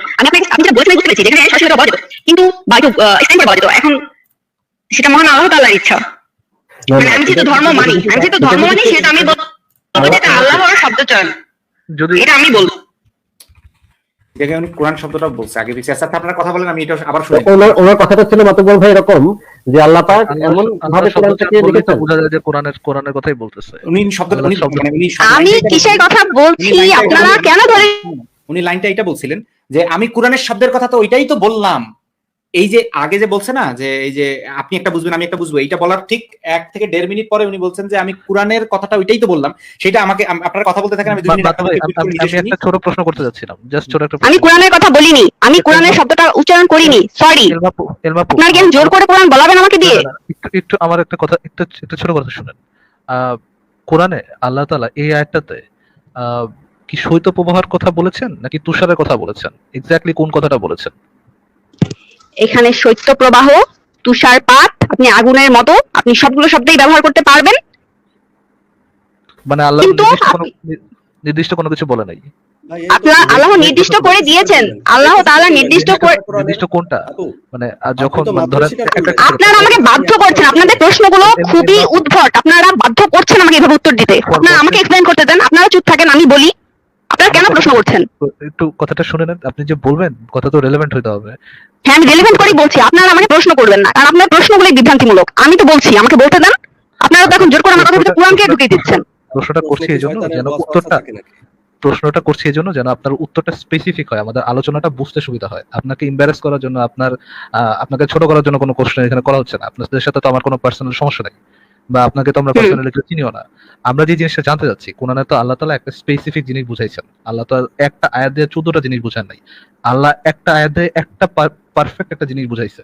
এমন জিনিস বুঝায় না যেটা ধরেন, এমন জিনিস তো বোঝায় না যেটা পরে আপনি একটা বুঝবেন আমি একটা বুঝবো। আমি বুঝবো হচ্ছে এখানে হচ্ছে আপনার শৈত্যপ্রবাহ বুঝাইছে, আপনি বুঝবেন এখানে তুষারপাত বুঝাইছে। এরকম তো হওয়ার কথা না। আল্লাহ তো একটা নির্দিষ্ট জিনিস বোঝানোর কথা। এখন এখানে হ্যাঁ, এরকম হওয়ার কথা না। এখন এখানে আল্লাহ তাআলা কোন কথাটা বুঝাইছেন এক্স্যাক্টলি? আপনি কি, আপনার কি স্ট্যান্ডটা এরকম যে আল্লাহ তাআলা এখানে এক্স্যাক্টলি তুষারের কথাই বুঝাইছেন, এরকম কি আপনার স্ট্যান্ড? নাকি আপনার স্ট্যান্ড হচ্ছে 14টা জিনিস বুঝাইছে একই না, সাথে? আপনার প্রশ্ন শেষ হয়েছে? প্রশ্ন শেষ হলে আপনি একটু মিউট হন, আমি বলি, আমাকে একটু বলার সুযোগ দেন। আমি আপনার হ্যাঁ না তো উত্তর দিতে পারছি না, সরি। প্রথমত কথা হচ্ছে, যেহেতু আমি একজন মুসলিম, সেই ক্ষেত্রে আল কোরআনকে আমি বিশ্বাস করি, এটা হচ্ছে প্রথম কথা। 2 নাম্বার কথা হচ্ছে, মহান আল্লাহ তাআলা পবিত্র কোরআনকে সার্বজনীন ভাবে তৈরি করেছেন আজকে এবং পৃথিবীতে আরো যত মানুষ আসবে সবার জন্য। এই জন্য না যে এটা শুধুমাত্র 1400 বছর আগের জন্য। কোরআনের প্রত্যেকটা কথা আপনি যদি আধুনিক যুগের সাথে মেলান, প্রত্যেকটা কথাই মিলবে, কারণ কোরআন সার্বজনীন। এটা আমি আমার দৃষ্টিকোণ, আমার বিশ্বাসের জায়গা থেকে বলবো। যারা অবিশ্বাসী তাদেরকে বোঝানো বা কনভিন্স করার আমার কোনো দরকার নেই। এখানে যদি আমি মনে করি যে, আমি মনে করি বলতে কি, এখানে অর্থ হচ্ছে এটার এই ফার্স্ট শব্দটা যেহেতু আপু, আপনি এই যে সার্বজনীন কথাটা বলে এর উপর ভিত্তি করে আপনি অনেকগুলো পয়েন্ট রেজ করতেছেন, তাহলে একটু বুঝায় দেন আমাদেরকে সার্বজনীন বলতে আপনি আসলে কি বোঝাতে চান? ওনার সাথে কনভারসেশনটা একটু শেষ করে নিই, ইয়ে ভাই একটু কনভারসেশনটা শেষ করে নিই। আপুর অ্যান্সারটা কি মোটামুটি শেষ হয়েছে? না, আমি শেষ করিনি। আচ্ছা, আমি মাঝখানে শেষ করুন, শেষ করুন। কোরআন সার্বজনীন বলতে আমি এটাই বুঝিয়েছি, এটা যুগে যুগে সব মানুষের জন্য, সব অবস্থাতেই প্রযোজ্য, এবং সবাই এটা কোরআন, এটা কোনো ধর্মগ্রন্থ নয়, এটা একটা জীবন ব্যবস্থা, মানুষের জন্য জীবন ব্যবস্থা। যেগুলো কথা বলতেছেন এগুলো একটু রিলেভেন্ট, এজন্য আমি মানে পয়েন্টে চলে আসি। আমি আচ্ছা, আপনাকে স্পেসিফিক একটা জিনিস জিজ্ঞেস করেছিলাম, একটু শুনে নেন ঠিক মতো। হ্যাঁ, আমি আপনাকে খুবই স্পেসিফিক জিনিস জিজ্ঞেস করেছিলাম। আল্লাহ তাআলা এখানে একটা আয়াত দিয়ে 14টা জিনিস মিন করেছেন নাকি একটা জিনিস মিন করেছেন? যদি শৈত্যপ্রবাহ মিন করে থাকেন তাহলে অবশ্যই শৈত্যপ্রবাহ মিন করেছেন। যদি বৃষ্টি বাদলের কথা মিন করে থাকেন তাহলে অবশ্যই বৃষ্টি বাদলের কথা মিন করেছেন। যদি খুব জোরে বাতাসের কথা মিন করে থাকেন তাহলে খুব জোরে বাতাসের কথা মিন করেছেন। যদি তুষারের কথা মিন করে থাকেন তাহলে তুষারের কথা মিন করেছেন। একই শব্দ দ্বারা, একই লাইন দ্বারা উনার উনি একই সাথে 14টা ভিন্ন ভিন্ন মেসেজ দেন নাই, বা একই সাথে কন্ট্রাডিক্টরি কোনো মেসেজ দেন নাই। যদি এটা বলেন যে এটা দ্বারা শৈত্যপ্রবাহ বোঝায়, যদি এটা বলেন এটা দ্বারা তুষারও বোঝায়, এই জিনিসটা, এই ক্লেমটা হচ্ছে কন্ট্রাডিক্টরি ক্লেম। আপনি একজন বিশ্বাসী হিসাবে কন্ট্রাডিক্টরি বিশ্বাস আপনি রাখতেই পারেন, এটার মধ্যে রেশনালিটি নাই, আর বিশ্বাসের মধ্যে রেশনালিটি থাকে না, আপনি এটা বিশ্বাস করতেই পারেন, it's all up to you. But আমার কথাটা হচ্ছে, যদি এখানে আল্লাহ তাআলা অবজেক্টিভলি একটা নির্দিষ্ট জিনিস বুঝায় এবং পরবর্তী মানে একটা নির্দিষ্ট জিনিস বুঝায়, আর আপনার স্ট্যান্ডে থাকে না, এখানে তারা সময়ের সাথে সাথে আমরা ভিন্ন ভিন্ন ভিন্ন ভিন্ন জিনিস বুঝবো, হয়তোবা এমন জিনিসও বুঝবো যেটা আমাদের নবী মুহাম্মদও বোঝে নাই। যদি এরকমটা জিনিস বোঝা থাকে, আমি কিন্তু আপনাকে বেনিফিট অফ ডাউট দিচ্ছি এখনো, যে এখানে তুষারপাতই বুঝাইছে, শৈত্যপ্রবাহের কথা বলে নাই, এমন জোরে বাতাসের কথা বলে নাই, স্পেসিফিকলি এখানে তুষারপাতের কথাই বুঝাইছে। এই জন্য আমি আপনাকে আগেই অপশনটা দিয়েছিলাম যে আপনি কোন একটা প্রাচীন ইয়ে থেকে, তাফসীরকারকের তাফসীর থেকে এটা পড়ে আমাদের কাছে এই ইনফরমেশনটা নিয়ে আসেন যে হ্যাঁ, আল্লাহ তাআলা এখানে স্পেসিফিকলি তুষারের কথাই বুঝিয়েছেন, এবং এটার ভিত্তিতে আমি বলছি লোপার রহমান ভুল। তখন শুধু আপনি না, আপনার সাথে আমি নিজেও বলবো যে এখানে আপনার স্ট্যান্ডটাই ঠিক আছে, এবং এটার সাথে লোপার রহমান ভুল। কিন্তু আপনি যদি এই বিশ্বাস রাখেন, কিন্তু আপনার পজিশন যদি এরকম হয় কোরআন সার্বজনীন, কোরআনের সময় সময় এটার মিনিং এর নতুন নতুন জিনিস করা যাবে, বের করা যাবে, এমন জিনিস বের করা যাবে হয়তো বা সেই জিনিসটা আমাদের নবী মোহাম্মদ জানে নাই, আমাদের সাহাবারাও জানে নাই, তাবেইরাও জানে নাই, তাবেইরাও জানে নাই, কেউ জানে নাই। 1400 বছর পরে আমি এসে জানছি বা আমার এলাকার একটা মোল্লা এসে জেনে ফেলেছে। এরকম যদি আপনার পজিশন হয়, আপনার এটা পজিশন থাকতে পারে, সেটা নিয়ে আমার মাথা ব্যথা নাই, কিন্তু এই পজিশনের মধ্যে কোনো র্যাশনালিটি নেই। আপনি আচ্ছা, আমার কথা হ্যাঁ আমি বুঝতে পেরেছি, ধন্যবাদ। যদি আচ্ছা, এখানে তাহলে নেক্সট আমার একটা উত্তর আছে এবং আমি এটা বললেই আমার মনে হয় আমার যাওয়া উচিত হবে এবং আমি পরবর্তী লেভেল জয়েন করবো। আমি শুধুমাত্র একটা উত্তর দিব, মানে আপনি যেটা বলেছেন আমি পুরোপুরি বুঝতে পেরেছি। এখন আমার কথা হচ্ছে যে আপনি জিজ্ঞেস করলেন এটা আমি একটাই ভাবি কিনা বা কোরআন সার্বজনীন আমার মতামত এইটা কিনা। আমি একটা জিনিসই বলবো যে কোরআন এমন কিছু, মনে করেন কোরআনে বলা আছে পানি, এক পানি থেকে আপনি জানেন যে পানি তিনটা ফর্ম হয়, বরফ হয় আর কি হয়, বরফ, পানি এবং হচ্ছে বায়বীয়, মানে সেটা হচ্ছে বাতাস হয়ে যেতে পারে পানিটা। এইরকম কিছু বলা আছে, মানে শব্দগুলোর অর্থ একদম আকাশ পাতাল ডিফারেন্স এরকম হবে না, একই জিনিস। মনে করেন পানি বলা আছে কোরআনে, এটাকে আপনি বরফ আল্লাহ ঠিক এই ফর্মেও পাবেন। আপনি ঠিক মতো বুঝাইতেছেন, এটাই তো, এটাই আপনার পজিশন। আপনার আল্লাহ ঠিক মতো বুঝায় নাই, নবী মহান আল্লাহ তাআলা বুঝিয়েছেন। শেষ করে নাই। নবী আল্লাহ তাআলা ঠিক মতো বুঝায় নাই, নবী মোহাম্মদ ঠিক মতো বুঝে নাই, তার তাবেঈরা বুঝে নাই, সাহাবারা বুঝে নাই, কেউ বুঝে নাই, আপনি বুঝতে পারছেন। এটা আপনার পজিশন। এটা কি আপনার তখন position? আমি 1400 বছর আগে দিয়ে জানতে পারছি না, এখানে একটা শব্দ রেকর্ড নাই। 1400 বছর আগে আপনার কোনো মানে ইয়া নাই, নবী মোহাম্মদের কোনো হাদিস নবী মোহাম্মদ, আচ্ছা হ্যাঁ আচ্ছা, আছে। আচ্ছা, আমার একটা প্রশ্ন আছে, আমার একটা প্রশ্নের উত্তর একটু দেন তো আপু, যে যদি এমন একটা বই থাকে যে বইটার শব্দগুলো দ্বারা অনেক অর্থ তৈরি হতে পারে, এরকম একটা বই কি একটা ভালো বই বলে আমরা আমাদের কাছে গণ্য হবে? মনে করেন একটা আইনের ভেতরে, একটা বাংলাদেশের সংবিধানে এমন একটা লাইন আছে যে লাইন দ্বারা এই পাশে বোঝায় ওই পাশে বোঝায়, তেলও বোঝায়, পানিও বোঝায়, দুধও বোঝায়, মানে পেট্রোলও বোঝায়, তারপর হচ্ছে গিয়ে আবার সোফাও বোঝায়, সেই একই শব্দ দ্বারা সোফা সেটও বোঝায়, মোবাইল ফোনও বোঝায়, যার যেমন ইচ্ছা বুঝে নিচ্ছে। এবং যুগের সাথে যুগের পরে পরে কয়েক বছর পরে আবার লোকজন আবার আরেকটা জিনিস বুঝতেছে, আরেকজন বুঝতেছে এটা থেকে কম্পিউটার, আরেকজন বুঝতেছে এটা থেকে মানুষের মাথা চুল। এখন এরকম একটা বই, যে বইটার মানে অর্থ ফারাজ ভাইয়ের কাছে একরকম, হকিং ভাইয়ের কাছে একরকম, মাতুব্বর ভাইয়ের কাছে একরকম, আপনার কাছে আরেক রকম, আবার 2 বছর পরে আরেকজন যে আসবে সে আবার বুঝবে আরেকটা জিনিস, তারপরে আবার 5 বছর পরে যে আসবে সে বুঝবে একেবারে সম্পূর্ণ ভিন্ন জিনিস। এরকম একটা গ্রন্থকে কি আমরা মানে অন্য সবকিছু বাদই দিলাম, এরকম একটা বক্তব্যকে, এরকম একটা মানুষের বক্তব্যকে কি আমরা কোনো ভ্যালিড বক্তব্য বলেও কি গণ্য করতে পারি? আচ্ছা, ধন্যবাদ আপনাকে। আপনার প্রশ্নটা আমি বুঝতে পেরেছি, কিন্তু আমি যেটা বুঝাতে চেয়েছি সেটা আসলে আপনাদের কেন মাথায় আসতেছে না আমি জানি না। আমি বুঝাতে চাচ্ছি, মনে করেন আলো এবং কিরণ, আলো আলোর প্রতিশব্দ কি? আপনি আলোকে রে বলতে পারেন, আলোর প্রতিফলন বা আলোর যে রশ্মি, এটাকে রে বলতে পারেন, রশ্মি বলতে পারেন, আলোর রেখা বলতে পারেন। পুরাণ শব্দগুলোকে এইভাবে বলা হয়েছে, একদম আকাশ পাতাল এক শব্দ থেকে আরেক। আপনি হরিণের বাঘ বলবেন এরকম কিছু না। এই উদাহরণটা তো যাচ্ছেই না। এই জন্য কেন আলোচনার প্রথমেই আপনার সাথে যখন কথা বললাম, আপনার সাথে তো ক্ল্যারিফাই করে নিলাম যে শৈত্য প্রবাহ এবং তুষার সেম জিনিস না। এটা এখন শৈত্য প্রবাহের মাত্রা কতটুকু তার উপর ডিপেন্ড করছে। শেষ করতে দেন আপু। শৈত্য প্রবাহ এবং তুষার যে এক জিনিস না, সেই জিনিসটা তো আপনি আমার সাথে একমতই হইলেন। বাংলাদেশে যত পরিমাণই শৈত্য প্রবাহ হয় সেটাকে যে আমরা তুষারপাত বলি না, এই পজিশনের সাথেও তো আপনি একমত হইলেন। যদি একমত হয়ে থাকেন তাহলে এখন কিভাবে শৈত্য প্রবাহকে আপনি তুষারপাতের সাথে তুলনা করতেছেন? তুষারপাত বলছি না, আমি বলছি শৈত্য প্রবাহের মাত্রা বাড়লে তুষারপাত হতেই পারে। এইখানে যে শৈত্য প্রবাহের মাত্রা বেড়ে তুষারপাতই হয়েছে বা তুষারপাতের কথাই বলা হয়েছে, এইটার গ্যারান্টিও তো আপনি দিতে পারতেছেন না। কিন্তু তুষারপাতের কথাই বলা হয়নি, এটা আপনারা কিভাবে বলছেন? কেননা এখানে তো আমরা ট্রান্সলেশন দেখতেই পারতেছি। আপনি যে কনটেক্সটটা দিছিলেন বা আপনার কাছ থেকে যে আমি কনটেক্সটটা আদায় করে নিছিলাম যে এটা কিভাবে আয়াতটা আসলো, হ্যাঁ, আয়াতটা কিভাবে বর্ণিত হইলো, আরবের ওই সময়ের মানুষের অবস্থাটা বা ওই সময়ের মানুষকে উদ্দেশ্য করে আয়াতটা বলা হয়েছে, যেটা কোরআনের আয়াত হিসেবে আপনারা দেখতেছেন। আপনি নিজেও বললেন এটা শাস্তি নাকি হ্যান-ত্যান। তো আপু, আপনি শাস্তির কথা বারবার আনবেন না দয়া করে। এটা আনলাম না, হোল্ড অন। গত কয়েক হাজার বছরে আপু ওই সৌদি আরবের ওই অঞ্চলে তুষারপাত তো হয় নাই আপু। বৃষ্টি রেয়ার, তুষারপাত কই থেকে হবে? এটা তো ডেজার্ট বেল্টের এরিয়া। হ্যাঁ, ধন্যবাদ। আর আরেকটা উদাহরণ দিয়ে আমি আসলে বেশিক্ষণ স্টে করতে পারছি না, কিন্তু মনে করেন অনেক কিছুই তো হয় নাই। আচ্ছা, হকিং ভাই ধন্যবাদ দিয়ে দিলেন। হকিং ভাই, হ্যাঁ ধন্যবাদ, আমি সবাইকে ধন্যবাদ দিয়ে দিব। হকিং ভাই, ফারাজ ভাই, আপনারা এখনো কেন শৈত্য প্রবাহ নিয়ে পড়ে আছেন এটাই আমি বুঝতেছি না। যেখানে এলমা আপু একটা ভয়ঙ্কর কথা বলেছেন যে কোরআনের অর্থ পরিবর্তনশীল। আবার এক কথা বলছেন, কিসে কোরআনের অর্থ পরিবর্তনশীল আমি বলেছি? আপনি পেয়েছেন? আমি কোরআন বলেছি রেকর্ডে, অনেকবার বলেছেন। একটু রিকোয়েস্ট বজায় রাখেন, একটু ভদ্রতা বজায় রাখেন। এমন ভাবে কথা বলেন না, মানে এটা তো আপনার বাসা না। এবার কথা বলেন না যেন আপনার কথাটা ঝাড়ির মতো শোনায়। আমরা কিন্তু আপনার সাথে বাজে ব্যবহার করতেছি না। প্লিজ। কথা হচ্ছে আপনারা ওই অডিওটাতে পাননি, আমি কোরআন বলেছি এটা আপনারা পাননি। অনেক ভদ্রভাবে কথা বলছি, আমরা আশা করি যে আপনিও ভদ্রভাবে কথা বলবেন। আপনি অনেকবার বলেছেন, এই লাইভে অনেকবার বলেছেন কোরআনে মানে নতুন নতুন যুগে, নতুন নতুন সময়ে, নতুন অমুকের কাছে নতুন একটা অর্থ আসবে, এরকম কথা আপনি আজকে লাইভে অনেকবার বলেছেন। মিথ্যাবাদটা না দেওয়া উচিত। আমি বলেছি আমার সাথে কথা বলার সময় আপু আপনি এই একটু ধরনের আগে কথাই বললেন। বলছেন। আমি তো বলেছি ভাই, আমি কি বলেছি আপনারা একটু থামবেন। আমি আরেকবার ক্লিয়ার করে বলছি। একটু আগে আপনি বলেছেন কোরআন হচ্ছে সার্বজনীন, আমি আরেকবার বলছি, নতুন একটা মিনিং পাবে, মানে আপনি বলতে চাচ্ছেন। আমি আরেকবার বলছি, আপনার মাথায় এখনো পর্যন্ত যায়নি আমি কি বলেছি। আবার আপনি চিৎকার করছেন। আপনি বলতে চাচ্ছেন যে কোরআনের অর্থ পরিবর্তনশীল, সময়ের সাথে সাথে পরিবর্তন হবে। এটা বলিনি, এটা আপনি বলেছেন। আচ্ছা তাহলে আপনি আরেকবার, আপনি একটু মিউট হন, আমি আরেকবার বলি আমি কি বলেছি। না, আপনি কি বলেছেন আমি আবারও বলে দিচ্ছি। আপনি বলবেন কেন? আমার কথা আমি বলবো, আমার কথাটা আমি বলবো, দয়া করে। তাহলে ঠিক আছে। তাহলে আপনি কি বলতে চাচ্ছেন যে কোরআনের আয়াত পরিবর্তনশীল না, আল্লাহ পাক একটা শব্দ দ্বারা স্পেসিফিকলি একটা জিনিসই বুঝিয়েছেন, এর তো বেশি জিনিস তিনি বুঝান নাই। সেই জিনিসটাই তিনি বুঝিয়েছেন, যে জিনিসটা নবী মোহাম্মদ বুঝেছেন, সেটাই হচ্ছে এটার আসল অর্থ, একমাত্র অর্থ।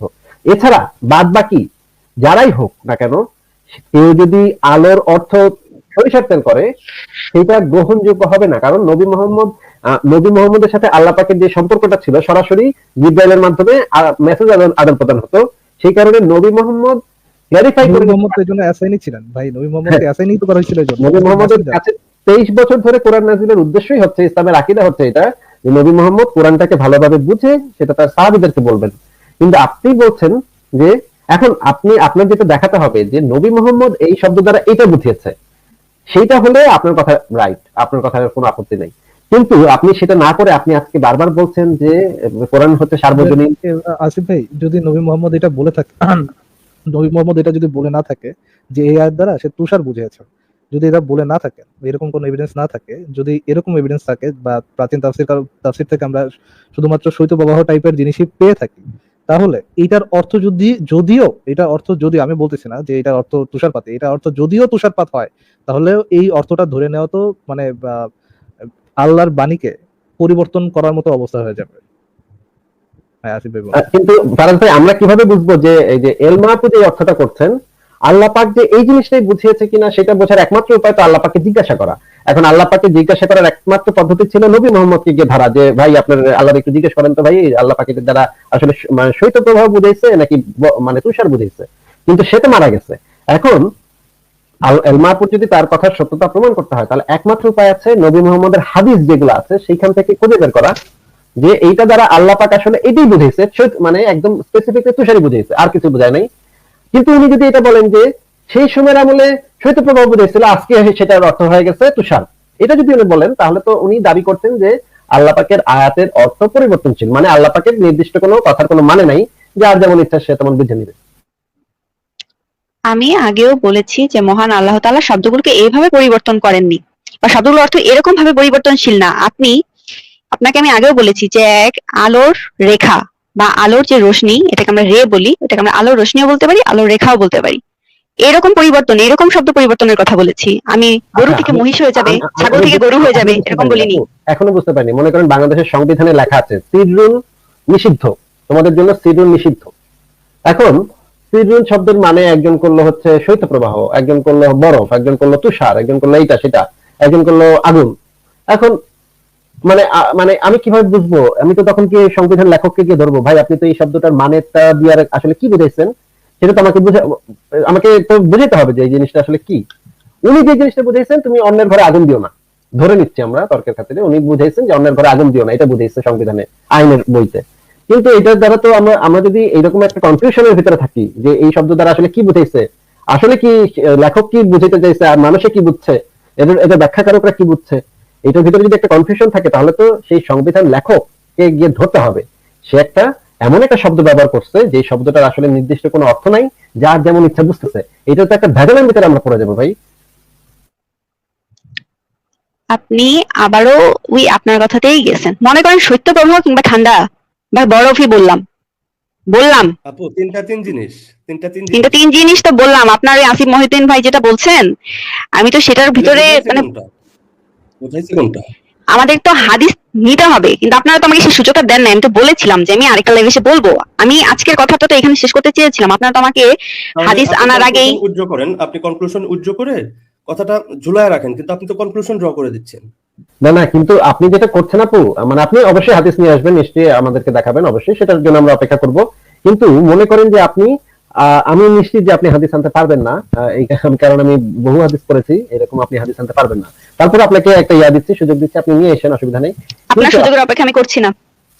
আচ্ছা ঠিক আছে, আপনি তো এখানে জনগণকে দেখাতে পারবেন আপনার পয়েন্ট যে সত্য, সেটা তো আপনি জনগণকে দেখাতে পারবেন। আমাকে যে দেখাতে হবে শুধু তা তো না, জনগণ দেখবে আপনি রাইট, তাতেই হবে, আপনার ইসলাম জিন্দাবাদ হবে তখন। কিন্তু ততক্ষণ পর্যন্ত ধরে নিচ্ছি এখানে আল্লাহ পাক একটা জিনিস বুঝেছে। আমার পয়েন্ট কিন্তু এটাও না, আমার পয়েন্ট হচ্ছে আপনি বলতেছেন কোরআন হচ্ছে সার্বজনীন, কোরআনের অর্থ যুগে যুগে মানুষ নতুন অর্থ পাবে, এটা থেকে নতুন নতুন মিনিং পাবে, এটা থেকে, এগুলা বলেছেন আপনি, অনেকবার বলেছেন। তার মানে আপনি একটা ভয়ঙ্কর, ইসলামের দৃষ্টিতে একটা ভয়ঙ্কর অপরাধ করেছেন, সেটা হচ্ছে আল্লাহর উপর একটা অভিযোগ আরোপ করেছেন। আল্লাহ হচ্ছে একটা মাথা নষ্ট লোক, যে হচ্ছে এমন কিছু কথা বলেছে। আবারও ভুল কথা বলছেন। আমি কি বলেছি? লোহাকে লোহাই বলা হয়েছে। যার যেমন ইচ্ছা তেমন অর্থ মিনিং করে নিচ্ছে। এখন আমার কম্পিউটারটা বানাতেও কিছু লোহার প্রয়োজন পড়েছে। এখন লোহা দ্বারা তো আমি আমার কম্পিউটার বুঝবো না, লোহা দ্বারা লোহাই বুঝবো। হ্যাঁ, আপনি লোহা দ্বারা লোহা বুঝছেন, আমি তো আপনাকে বলেছি শব্দগুলো কিরকম, আপনি এখনো বুঝতে পারেননি। আমার ছেলে যদি এসে বলে যে আমার মোবাইল ফোনটা লোহা দিয়ে তৈরি, তখন তো আমি বলবো না বাবা তুমি ভুল বলছো, আমার মোবাইল ফোনটা লোহা দিয়ে তৈরি না। তখন সে যদি বলে লোহা বলতে আমি এটার ভিতরে যে একটুখানি লোহা আছে সেইটা বুঝেছি, তাহলে তো তার কথাটা সঠিক হবে না, তার কথাটা টেকনিক্যালি রং হবে একটা কথা। আপনি লোহার সাথে মোবাইল ফোনকে যুক্ত করেছেন কেন? আমি এখানে লোহার সাথে মরিচাকে যুক্ত করব, বুঝতে পেরেছেন? আপনি মরিচা দুটো ভিন্ন জিনিস আপু, একদম ভিন্ন জিনিস। লোহার সাথে মরিচা, কিন্তু লোহার ভিতর থেকে মরিচা ফর্ম হয়, লোহার এলিমেন্ট গুলোই মরিচের ভিতরে থাকে। আমার ভেতর থেকেও সিদ্ধার্থ জন্ম নিয়েছে। এখন আমি কি তাহলে আসিফ মানে কি সিদ্ধার্থ হলো? আমার ছেলে সিদ্ধার্থ, আসিফ থেকে সিদ্ধার্থ জন্ম নিয়েছে। আপনারা মূল পয়েন্টে নেই। আপনারা, আমি ঠিক যেটা বোঝাতে চাচ্ছি আপনারা সেটা বুঝতে পারছেন না। এটা আমার ব্যর্থতা বলবো না, আপনাদের বোঝার ব্যর্থতা বলবো, আমি ঠিক বুঝতে পারছি না। তাহলে তো আমরা ধরে নিচ্ছি যে ওইখানে যেখানে শৈত্যপ্রবাহ বলা হয়েছে, শৈত্যপ্রবাহকে আপনি তুষার বানায় ফেললেন, তাহলে তো তুষার থেকে আমরা আইসক্রিমও বানায় ফেলতে পারি। ধরেন কালকে একজন এসে বললো যে এখানে এটা দ্বারা আইসক্রিম বোঝানো হয়েছে, সেটা তো আমাদের মেনে নিতে হবে নাকি? আপনারা তো এমনিই মানতে চান না, আপনারা তো বিপক্ষে বলবেনই। আমি যতই পক্ষে বলি আপনারা বিপক্ষে জয়যুক্ত হবেনই। আপনারা আমাকে বাধ্য করাবেন এটা বলতে যে আমি হেরে গেছি। না না আপু, আমরা মানতে চাচ্ছি নাকি চাচ্ছি না সেটা পয়েন্ট না। পয়েন্ট হচ্ছে আপনি যেটা বলছেন যে এটার অর্থটা সময়ের সাথে সাথে পরিবর্তন হয়ে যাচ্ছে। আমার পয়েন্ট এইখানে যে এটা কি যুগের সাথে সাথে যে আর যেমন ইচ্ছা বুঝে বুঝে পরিবর্তন করে ফেলতে পারে অর্থটা, তাহলে তো এটা একটা মহাবিপদের কথা। মনে করেন ব্যাপারটা অনেকটা এরকম, আগের যুগে বলা হতো খরম, খরম তো চিনেন। এখন এই যুগের একটা বাচ্চাকে বলে দেখেন তো খরম মানে চিনে কিনা, নাকি জুতা বললে চিনে? বুঝতে পারছেন? আমি কি আপনাকে বুঝাতে পারছি তোমারটা? খরম বলতে যে জিনিসটা বোঝানো হতো সেই জিনিসটাই বোঝায়, খরম বলতে জুতা বোঝায় না। আপনি তাকে যখন খরমের কথাটা বলবেন, মনে করেন খরম, তাকে প্রথমে বললেন যে খরম, সেটা বুঝবেই না খরম জিনিসটা কি, পায়ে পড়ে না কোথায় পড়ে। একটা সেকেন্ড দাঁড়ান। যখন আপনি আপনার সন্তানকে বলবেন যে নবী মোহাম্মদ একটা পায়ে জিনিস পড়তো, সেটাকে তো আপনি স্পেসিফিকলি আপনার সন্তান যদি ঠিক মতো বুঝতে পারে, এই জন্য জুতা আর খরমের মধ্যে পার্থক্য কি সেটা বুঝাই তো বলবেন যে নবী মোহাম্মদ এটা পড়তো। আপনি যদি বলেন যে আপনার বাচ্চাকে যে নবী মোহাম্মদ জুতা পড়তো, এবং এটা শুনে আপনার বাচ্চা যদি, সরি আমি জানি না আপনি কিনা বা আপনার ভবিষ্যৎ দিয়ে যদি জানে, যদি বাচ্চাকে আপনি জানাতে চান, তখন যদি আপনার বাচ্চা এটা শুনে এটা বুঝে যে নবী মোহাম্মদ কেটস পরে দৌড়াদৌড়ি করতো, এই ইনফরমেশনটা তো ভুল ইনফরমেশন হবে। তাকে তো আপনাকে এইটাই বুঝাইতে হবে যে নবী মোহাম্মদ এক্স্যাক্টলি কি পড়তেন, নবী মোহাম্মদ কি বুঝছেন এটা দ্বারা, নবী মোহাম্মদ সাহাবারা কি বলছেন, তাবেরা কি বলছেন, তাবেইরা কি বলছেন, এই জিনিসটাতেই তো আপনার যেতে হচ্ছে। যদি আপনার সেই জিনিসটাতেই যেতে হয়, ওইটাই যদি আপনার কাছে রাইট ওয়ে হয়, আলটিমেট রাইট ওয়ে যদি ওইটাই হয়, তাহলে এই পজিশনটা যে কোরআন সার্বজনীন বা এক একজন পরে এক এক জিনিস বুঝবে বা নতুন নতুন জিনিস আমরা বুঝতে পারবো, এই পজিশনটা যে একটা ভুল পজিশন, সেটা এই আলোচনায় কিন্তু আপনার সাথে করা হচ্ছে। এটাই আপনার মানে আপনি ওটার সাথে একটা সেকেন্ড আপনি সেকেন্ড পজিশনটার সাথে যে হ্যাঁ নবী মোহাম্মদ যেটা বুঝেছেন, সাহাবারা যেটা বুঝেছেন, তাবেইরা যেটা বুঝেছেন সেটাই রাইট হয়ে, এই পজিশনের সাথে একমত হয়েও বারবার কেন বলতেছেন যে কোরআন সার্বজনীন বা এটা থেকে নতুন নতুন সময়ের সাথে সাথে নতুন নতুন অর্থ আসা পসিবল, এই পজিশনটা কেন হোল্ড করতেছেন? আমি এই জিনিসটা বুঝতেছি না। ইভেন আমাদের এখানে যারা যারা আছেন কেউ বুঝতেছেন না। আপনি হ্যাঁ আচ্ছা, আমি আরেকবারও বলছি যে আমি নতুন শব্দ বলতে কি বুঝিয়েছি। এক সেকেন্ড, আমরা যে স্ক্রিনে দেখতে পাচ্ছি একটা খরম, দুটা খরম মানে এক জোড়া খরম আর কি, এই জিনিসটাকে আমি খরম বুঝি। আমি কিন্তু জুতাকে খরম বুঝি না। ধরেন বাটা কেটস বা নাইকের জুতা বা ধরেন এইসব জুতা, এগুলাকে কিন্তু আমি খরম বুঝি না। আমি খরম বলতে বুঝি এইটা স্পেসিফিকলি, এই জিনিসটা কি খরম বলে, জুতাকে কিন্তু খরম বলে না। তাহলে আমি যদি আমার বাচ্চাকে বোঝাই যে তোমার দাদা খরম পড়তো, তাহলে আমি তাকে এইভাবে বোঝাবো, এই যে দেখো এই যে এটা হচ্ছে খরম, এটা পড়তো। আমি কিন্তু তাকে বলবো না যে তোমার বাবা কেপস পড়তো, এটা কিন্তু কখনো বলবো না তাকে। কারণ আপনার বাচ্চাকে এখন আপনার দেখানোর সুযোগ আছে, আপনি নেট গুগল করে দেখাতে পারছেন যে এটাই খরম। মানে আপনি বলতে চাচ্ছেন আমি আমি আমার যতটুকু সক্ষমতা আছে, আল্লাহ পাকের সেই সক্ষমতাটুকু ছিল না যে নবীকে বুঝাই দিবে যে সে কি মিন করতেছে, সেটা আল্লাহ পাকের মতো সর্বশক্তিমান একটা সত্তা। নবী করিমকে বুঝাতে পেরেছেন, আমাকেও বুঝাতে পেরেছেন, শুধুমাত্র আপনার মতো মানুষকে বোঝাতে পারেননি। কথাটা শেষ করি, উনি চলে গেলেন, দেখেন চলে। মানে ওনার যুক্তির মধ্যে লেখা আছে আলু মানতে হবে ডাইল, হ্যাঁ এটা মানলে ঠিক আছে। ওনার তাফসীরে যদি আসিফ লেখা ভাই, থাকে এই জিনিসটা একটা এটা একটা মজার যে জিনিসটা, সে কিন্তু এটার সাথে একমত যে নবী মোহাম্মদ যেটা বুঝছে, সাহাবাদের যেটা বোঝা গেছে সেটাই আসল অর্থ। কিন্তু এর সাথে সাথে সে একই মানে আবার ওই পজিশন হোল্ড করতেছে যে কোরআন হচ্ছে সার্বজনীন, সময়ের সাথে সাথে নতুন নতুন অর্থ এটা থেকে বের করা যাবে। এ কেমন কথা? মানে এটা তো পুরো ইসলাম বিরোধী একটা কথা ভাই, যে কোরআন সার্বজনীন, কোরআনের এক একটা অর্থ এক একজন মানে বানাবে, কয়েকদিন পরে পরে নতুন নতুন হুজুর আসবে, সে নতুন একটা অর্থ বানায় ফেলবে। এটা তো সম্পূর্ণ ইসলাম বিরোধী। ইসলাম উনি তো আসলে সত্যিকারের ইসলাম বিদ্বেষী ভাই, আমাদের ভিতরে সবচেয়ে বড় ইসলাম বিদ্বেষী তাহলে ওনাকে। ভাই এখন ভাবতেছি ভাই রুবে এসে ছেলে তুষার পড়বে কিনা এটা নিয়ে কনফিউজড হয়ে গেলাম।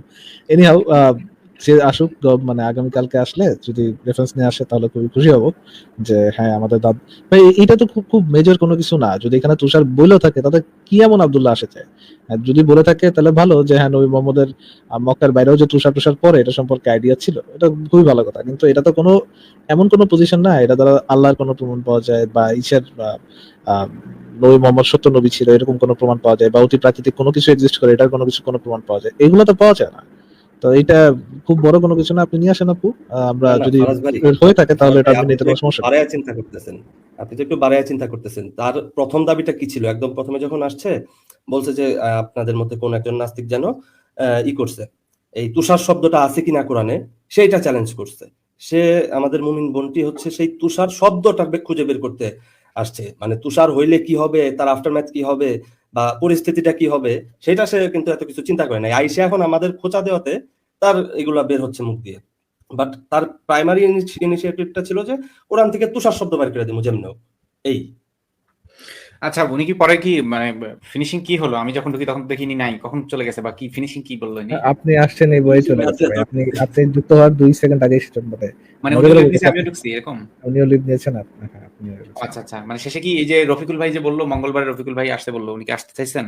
না এই কথাটা যদিও হাইলাইট করা হয়েছে, এটা কেউ বলে, আমরা কেউ বলিনি আর কি যে মঙ্গলবারে আসেন।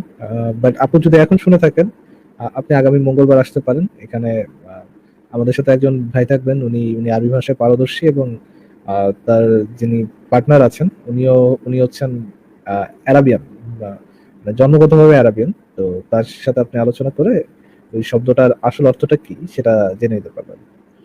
হ্যাঁ, এবং মঙ্গলবারে হয়তো মঙ্গলবারে আমার লাইভ করে মানে সম্ভাবনা নেই, তবে এই যে আসিফ ভাই আছে, অমিত ভাই আছে, কেউ না কেউ লাইভ করবেন, তখন রফিকুল ভাই আসবেন, বা রফিকুল ভাইয়ের সাথে আমরা কথা বলবো না, তো তখন উনি এসে এই আপুটা এসে উনি তখন কথা বলতে পারবেন।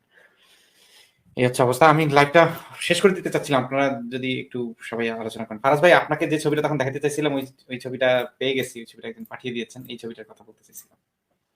আর দায়িত্ব আর দি বাক স্টপস হিয়ার। আচ্ছা আচ্ছা আচ্ছা আচ্ছা, এই ছবিটার কথা বলছিলাম আমি আপনাকে, যেটা ওরে বাপরে এটার কথা বলছিলাম।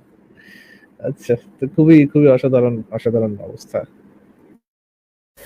মানে আমার এই পুরো আলোচনাটা থেকে একটা জিনিস এখন মনে হচ্ছে যে ওই সিজন শব্দ থেকে তো তাহলে নিউমোনিয়াও বানানো যায়, তাই না? কারণ ওই ঠান্ডা থেকে তো নিউমোনিয়া হতে পারে, তাই না? হ্যাঁ ভাই, ফ্রস্ট বাইটও বানানো যায় যেহেতু ফ্রস্ট আছে, আইসক্রিম বানানো যায় যেহেতু ফ্রস্ট আছে, যে কোনো কিছুই মানে আইস রিলেটেড যে কোনো কিছুই তো বানানো। ইভেন ওখানে যে ফ্রিজ মানে ইভেন শুধু ফ্রিজ বাতাসে উঠতে থাকে, এটাও তো কেউ মানে ওরা যেমন ঠেলে ঠেলে ওটাকে ইয়ে বানালেন, মানে তুষার বানাইলেন।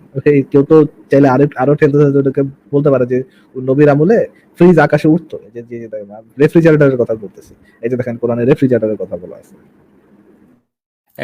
এই জন্যই না এই ধরনের যখন আমরা কোনো কথাগুলো বলি, এই জন্য আমি সবাইকে সাজেস্ট করি, যেমন লোপাপুকে আমি পরে সাজেস্ট করছিলাম ব্যাপারটা, এবং এরপর থেকে আমিও এইভাবেই বলার চেষ্টা করবো, বা আপনাদের কাছে আমার অনুরোধ থাকবে যে এই চ্যালেঞ্জগুলো দেওয়ার সময় মুমিনরা যেহেতু আগে থেকে ওই যে মুমিনদের যেহেতু স্ট্যান্ড যেটা হবে, এটা কিন্তু আমরা জানি যে মুমিনদের স্ট্যান্ড এটাই হবে, অন্য একটা শব্দকে চিপি করে ওটাকে ঘষে মেজে ওইটাকে আপনি আর কি ওটাকে এই অর্থ দাঁড় করাই ছাড়বে যে এটা ওইটা বলা হয়েছে। এই জন্য বলার সময় আমরা যদি এইভাবে বলে দিই যে এটা যে আনঅ্যাম্বিগাসলি বলা হয়েছে বা আনইকুইভোকালি বলা হয়েছে, যদি এইভাবে বলে দিই তখন আসলে মনে হয় আরো সহজ হয় কাজটা।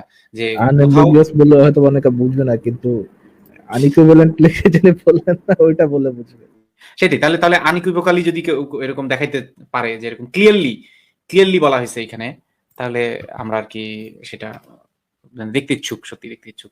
তো ইয়া কি বলে, আনইকুইভ্যাল ওয়ার্ডস। তো আপনার এই যে আবুল ফজল ভাই চলে আসছে, আপনারা যদি একটু তাহলে শেষের পথে নিয়ে যান প্লিজ লাইভটা। না হ্যাঁ ভাই, বেশ থ্যাংক ইউ ভালো যুক্ত করার লাগছিল। জন্য। মাতু ভাই আমি তাহলে বলে চলে যাই তাহলে আজকের জন্য। বেশ হ্যাঁ মোটামুটি আচ্ছা ভালো বলেন। লাগছিল, অল্প কিছুক্ষণ ছিলাম। লাস্ট যে দুজন আসলেন মোটামুটি ভালো আলোচনা হইলো। আর লাস্টে আপনি তো বললেন আবার নেক্সট টাইম আসবেন। হ্যাঁ, নেক্সট টাইম উনি রেফারেন্স নিয়ে আসেন, ওটা নিয়ে কথা বলা যাবে, কোনো সমস্যা না। আসিফ ভাই ধন্যবাদ। এই যে মুমিনদের যে দ্বিপাক্ষিক পজিশনটা, এই পজিশনটা মানে মানুষের কাছে ক্লারিফাই করে দেওয়ার জন্য এটা ধন্যবাদ। এই পজিশনটা নিয়ে আমার মনে হয় আরো বেশি কথা বলা উচিত। মাতুবর ভাই ধন্যবাদ যুক্ত করার জন্য, এন্ড আলবার্ট ভাই, আবুল ফজল ভাই, সবাইকে ধন্যবাদ যুক্ত করার জন্য। আমি তাহলে আজকের মতো বিদায় নিই ভাই। টেক কেয়ার ভাই। গুড নাইট ফরাজ ভাই। Take care. Good night. Asif ভাই, মাতুবর ভাই, হকিং ভাই, আমাকে যুক্ত করার জন্য ধন্যবাদ। ওই আমি ওইটাই বলতেছিলাম যে উনি কিন্তু পজিশন চেঞ্জ করছেন একের পর এক। আমি খুব শর্টে বলি, উনি প্রথমে আসছিলেন যে এটা প্রমাণ করতে আনইকুইভোকালি, আপনি যেটা বললেন, উনি প্রমাণ করতে আসছিলেন যে তুষারই ওইটা। আমার যতদূর মনে হয় আপনি যখন বললেন যে এটা তো শৈত্যপ্রবাহ বা একটা ঠান্ডা ঝড় বোঝাইতেছে, তখন ওনার মাথায় ক্লিক করলো যে আরে তাই তো, আমি তো জাস্ট একটা ইংরেজি ট্রান্সলেশন দেখে চলে আসছি, কিন্তু এটা তো আরো অর্থ আছে। তখন কিন্তু উনি এই যে আল্লাহর শব্দ চয়ন বারবার বলতেছেন, যেটা আল্লাহর এমন একটা শব্দ চয়ন, কেরামতিওয়ালা শব্দ চয়ন, যেটা দিয়ে ওইটাও বুঝায় এইটাও বুঝায়। কিন্তু এই যে দাবিটা যে আল্লাহর শব্দ চয়ন মানে অ্যাম্বিগিউয়াস, দুই চারটা শব্দ বুঝাইতে পারে, এই দাবিটা কিন্তু ইসলামের কোরের সঙ্গে যায় না। মানে অন্তত বস্তুর বৈশিষ্ট্য বোঝানোর জন্য কিন্তু আল্লাহ ওইরকম শব্দ চয়ন করেন না। আল্লাহ খুব স্পেসিফিক শব্দ চয়ন করেন, এবং আল্লাহ বারবার কোরআনে বলছেন যে এই কোরআনকে আমি সহজ এবং মানে ডিরেক্ট ভাবে বলে দিছি। তো উনি ওনার বক্তব্যের মানে ইয়েতেই কিন্তু একাধিকবার ওনার পজিশন বদলাইছেন, এবং যেই নোটে উনি ট্যাগ মানে আমাদের লাইভ ট্যাগ করছেন, আমার মনে হয় না উনি মঙ্গলবারে আবার আসবেন। তবে ভাই আমার একটা অনুরোধ আপনাদের কাছে, উনি মঙ্গলবারে আসুক আর না আসুক, আপনারা প্লিজ একটু রফিক ভাইয়ের সঙ্গে যোগাযোগ করে রফিক ভাইকে যুক্ত করেন। মানে সিরুন শব্দের অর্থ দিয়ে এখনো আরবিতে তুষারপাত বোঝানো হয় কিনা, এটা দুধ কা দুধ পানি কা পানি, সেই দিন পরিষ্কার হয়ে যাবে। কারণ ওই আপুটাও কিন্তু আরবি জানে না, ইলমা আপু আরবি জানে না, আমরাও আরবি জানি না। তো একজন আরবি ভাষীর কাছ থেকে আমরা সেটা শুনতে চাই, এবং ওই দিন যদি আমরা আলোচনা শুরু করি, আশা করি হয়তো তারপর তিনি যুক্ত হবেন। কিন্তু আমার মনে হয় ওনার অপেক্ষা না করে আমরা রফিক ভাইয়ের সঙ্গে আলোচনাটা আপনারা প্লিজ শুরু করবেন, এটা আমার একটা অনুরোধ থাকলো। তারপর উনি যুক্ত হলে হবেন, নাহলে হবেন না। থ্যাংক ইউ ভাই। না, ব্যাপারটা হচ্ছে যে এই মুমিন ভাই আপুদের সবসময় একটা অবজেকশনই আমার থাকে তাদের কাছে, যে তারা যে স্ক্রিপ্টটা নিয়ে আসে বা যে স্ক্রিপ্টটা মুখস্থ করে আসে তার বাইরে যেতে চায় না। আমরা যখন আদার সাইটে একটু ক্লিক করি তারা খেপে যায়, বলে বলতে দেন না। এই জিনিসগুলো কেন? আপনারা একটু একটু ওয়াইড স্পেস নিয়ে আসেন না, একটু জানার আগ্রহ থেকেও আসেন। আপনাদের জাস্ট ওয়াচ করে যাবেন, এসে আপনাদের মানে মুখস্থ করা স্ক্রিপ্ট কোথা থেকে কালেক্ট করছেন বা নিজেরাই সোকল রিচার্জ করে বানাইছেন। বাট এটা তো ওয়াজের মাপ না। আপনারা একের পর এক রং ক্লেইম করে সেটার উপর স্টেটমেন্ট খাড়া করে দিচ্ছেন, এগুলো তো ঠিক না। তো আমি ভাই মুমিন ভাইদের একটু অনেস্টলি আলোচনা করতে বলবো। অনেস্টলি আলোচনা করলে হয়তো আলোচনার কিছু একটা আউটকাম বের হলেও হতে পারে, না হলে এই যে লাস্টে মুমিন আপু রাগারাগি করে চলে গেলেন, ইটস নট এক্সপেক্টেড। একটা আলোচনার তো একটা আউটকাম থাকা উচিত, তাই না? Thank you. সেটাই আসিফ ভাই। আর আমি ইংরেজির সাপেক্ষে একটু বলি, আসিফ ভাই আপনি তো জার্মানিতে থাকেন, ওখানে তো প্রচন্ড ঠান্ডা পড়ে। আসিফ ভাই নভেম্বরের দিকে কিন্তু ফ্রস্ট হয়, মানে পিছলা হয়ে যায়, ওই যে জুতাগুলি পিছলাইতে থাকে, তাই না? মানে ইউরোপিয়ান কান্ট্রিগুলিতে কিন্তু তখন হ্যাঁ হ্যাঁ, তুষারপাত এখানে শুরু বিশেষ হয় না। বিশেষ জুতা পরতে হয়। হ্যাঁ, কিন্তু তখন কিন্তু তুষারপাতটা শুরু হয় না, তাই না আসিফ ভাই? মানে আমি নিজে নভেম্বরে পাইছি এরকম, আমি যেখানে বিদেশে ছিলাম, মানে পিছলে যেতেছে, মানে পানি শুকিয়ে শক্ত হয়ে গেছে, তুষারপাত কিন্তু হয়নি, ফকফকা রোদ আছে, এই আছে সেই আছে, কিন্তু পিছলে যেতেছে, ওইটাকে ফ্রস্ট বলে। কিন্তু তুষারপাত কিন্তু এক্স্যাক্টলি ফ্রস্ট না। উনি আপু দেখলাম বারবার বলতেছেন জোর দিয়ে যে ফ্রস্ট তো তুষার না। তুষার হচ্ছে স্নোফল, তুষারপাত তো স্নোফল তো ফ্রস্ট তো ইকুয়াল না। এই বিষয়টা আমি একটু মানে দর্শকদের উদ্দেশ্যে প্লিজ বললাম, যে মানে ইভেন আবহাওয়ার দিক থেকেও কিন্তু এই যে আসিফ ভাই আমার আরো ভালো জানবেন, উনি তো অনেকদিন ধরে আছেন, যে নভেম্বরের ওই দিকটা, অক্টোবরের লাস্টে নভেম্বরের শুরুতে এরকম যখন তুষারপাত হয়ও না, তখনও কিন্তু কিছু কিছু জায়গায় মানে দাগ দাগ পড়ে যায়, সাদা সাদা হয়ে যায়, যেটার উপর যদি আপনি পা দেন পা পিছলে যাবে, ওইটা এক ধরনের ফ্রস্ট হইতেছে, কিন্তু তখন একদম তুষারপাত একদম শুরু হয় না। একদম ঠিক। হ্যাঁ হ্যাঁ বলেন, আপনি বলেন। এবং সেই সাথে আলম রফিকুল ভাই কিন্তু একটা শব্দ আলাদা করে বলছে, শব্দটা ছিল শব্দ, মানে শব্দটাই ছিল শব্দ, মানে এটা হাওয়ার সাথে আবার শব্দর জিনিসটা যুক্ত করছেন। এই মজাটা আমি না হয় নাই দেখালাম, এটা যদি উনি কখনো আসে মুমিন বোন, ওনার সামনে আমি দেখাবো, একদম তাফসির থেকে দেখাবো যে তাফসিরের মধ্যে এখানে আওয়াজ বা ধ্বনি বা শব্দ ব্যাপারটাও জড়িত কিনা সিররুনের সাথে। সিররুন কি শুধু বাতাসটাকে বোঝাচ্ছে নাকি বাতাস সাথে শব্দ এবং সংকুচিত একটা কিছুকে বোঝাচ্ছে? সিররুন দ্বারা কি আসলে অন্য কিছুও বোঝানো হয় কিনা? একদম পুরা দরকার হলে আমরা বালাগাত খুলে বসবো, দরকার হলে একেবারে কোনো সমস্যা নাই, সেটা ওনাকে আমরা দেখাবো না। তো মাতবর ভাই বালাগাত মানে কি বললেন এটা বুঝলাম না, একটু ক্লিয়ারিফাই করবেন? মানে শব্দের এই যে এটাকে মানে একটা শব্দ বালাগাত, মানে এটা তো ভাই ওরাই ভালো বলতে পারবে, আমার কাছে শুনলে একটু হাস্যকরই লাগবে ব্যাপারটা। যাই হোক, একটা শব্দের কি ধরনের অর্থ দাঁড় করানো হয়েছে, এইটা যেই শাস্ত্রে অলঙ্করণ, মানে একটা বাক্যে বা একটা ব্যাকরণের যে এই যে আরবি গ্রামারটার যে বা আরবি ভাষাটার যে কিরকম অর্থ কোথায় কোন ভাবে বোঝানো হয়েছে বা বোঝানো হয় বা বুঝাইতে হয়, এই অলঙ্করণ যে শাস্ত্রটাতে পড়ানো হয় সেটাকে বালাগাত বলে আর কি। তো মানে শব্দকে একটু মাশাআল্লাহ, অনুভূতির সাথে মিক্স করে মাশাআল্লাহ মাশাআল্লাহ মাতু ভাই দারুণ।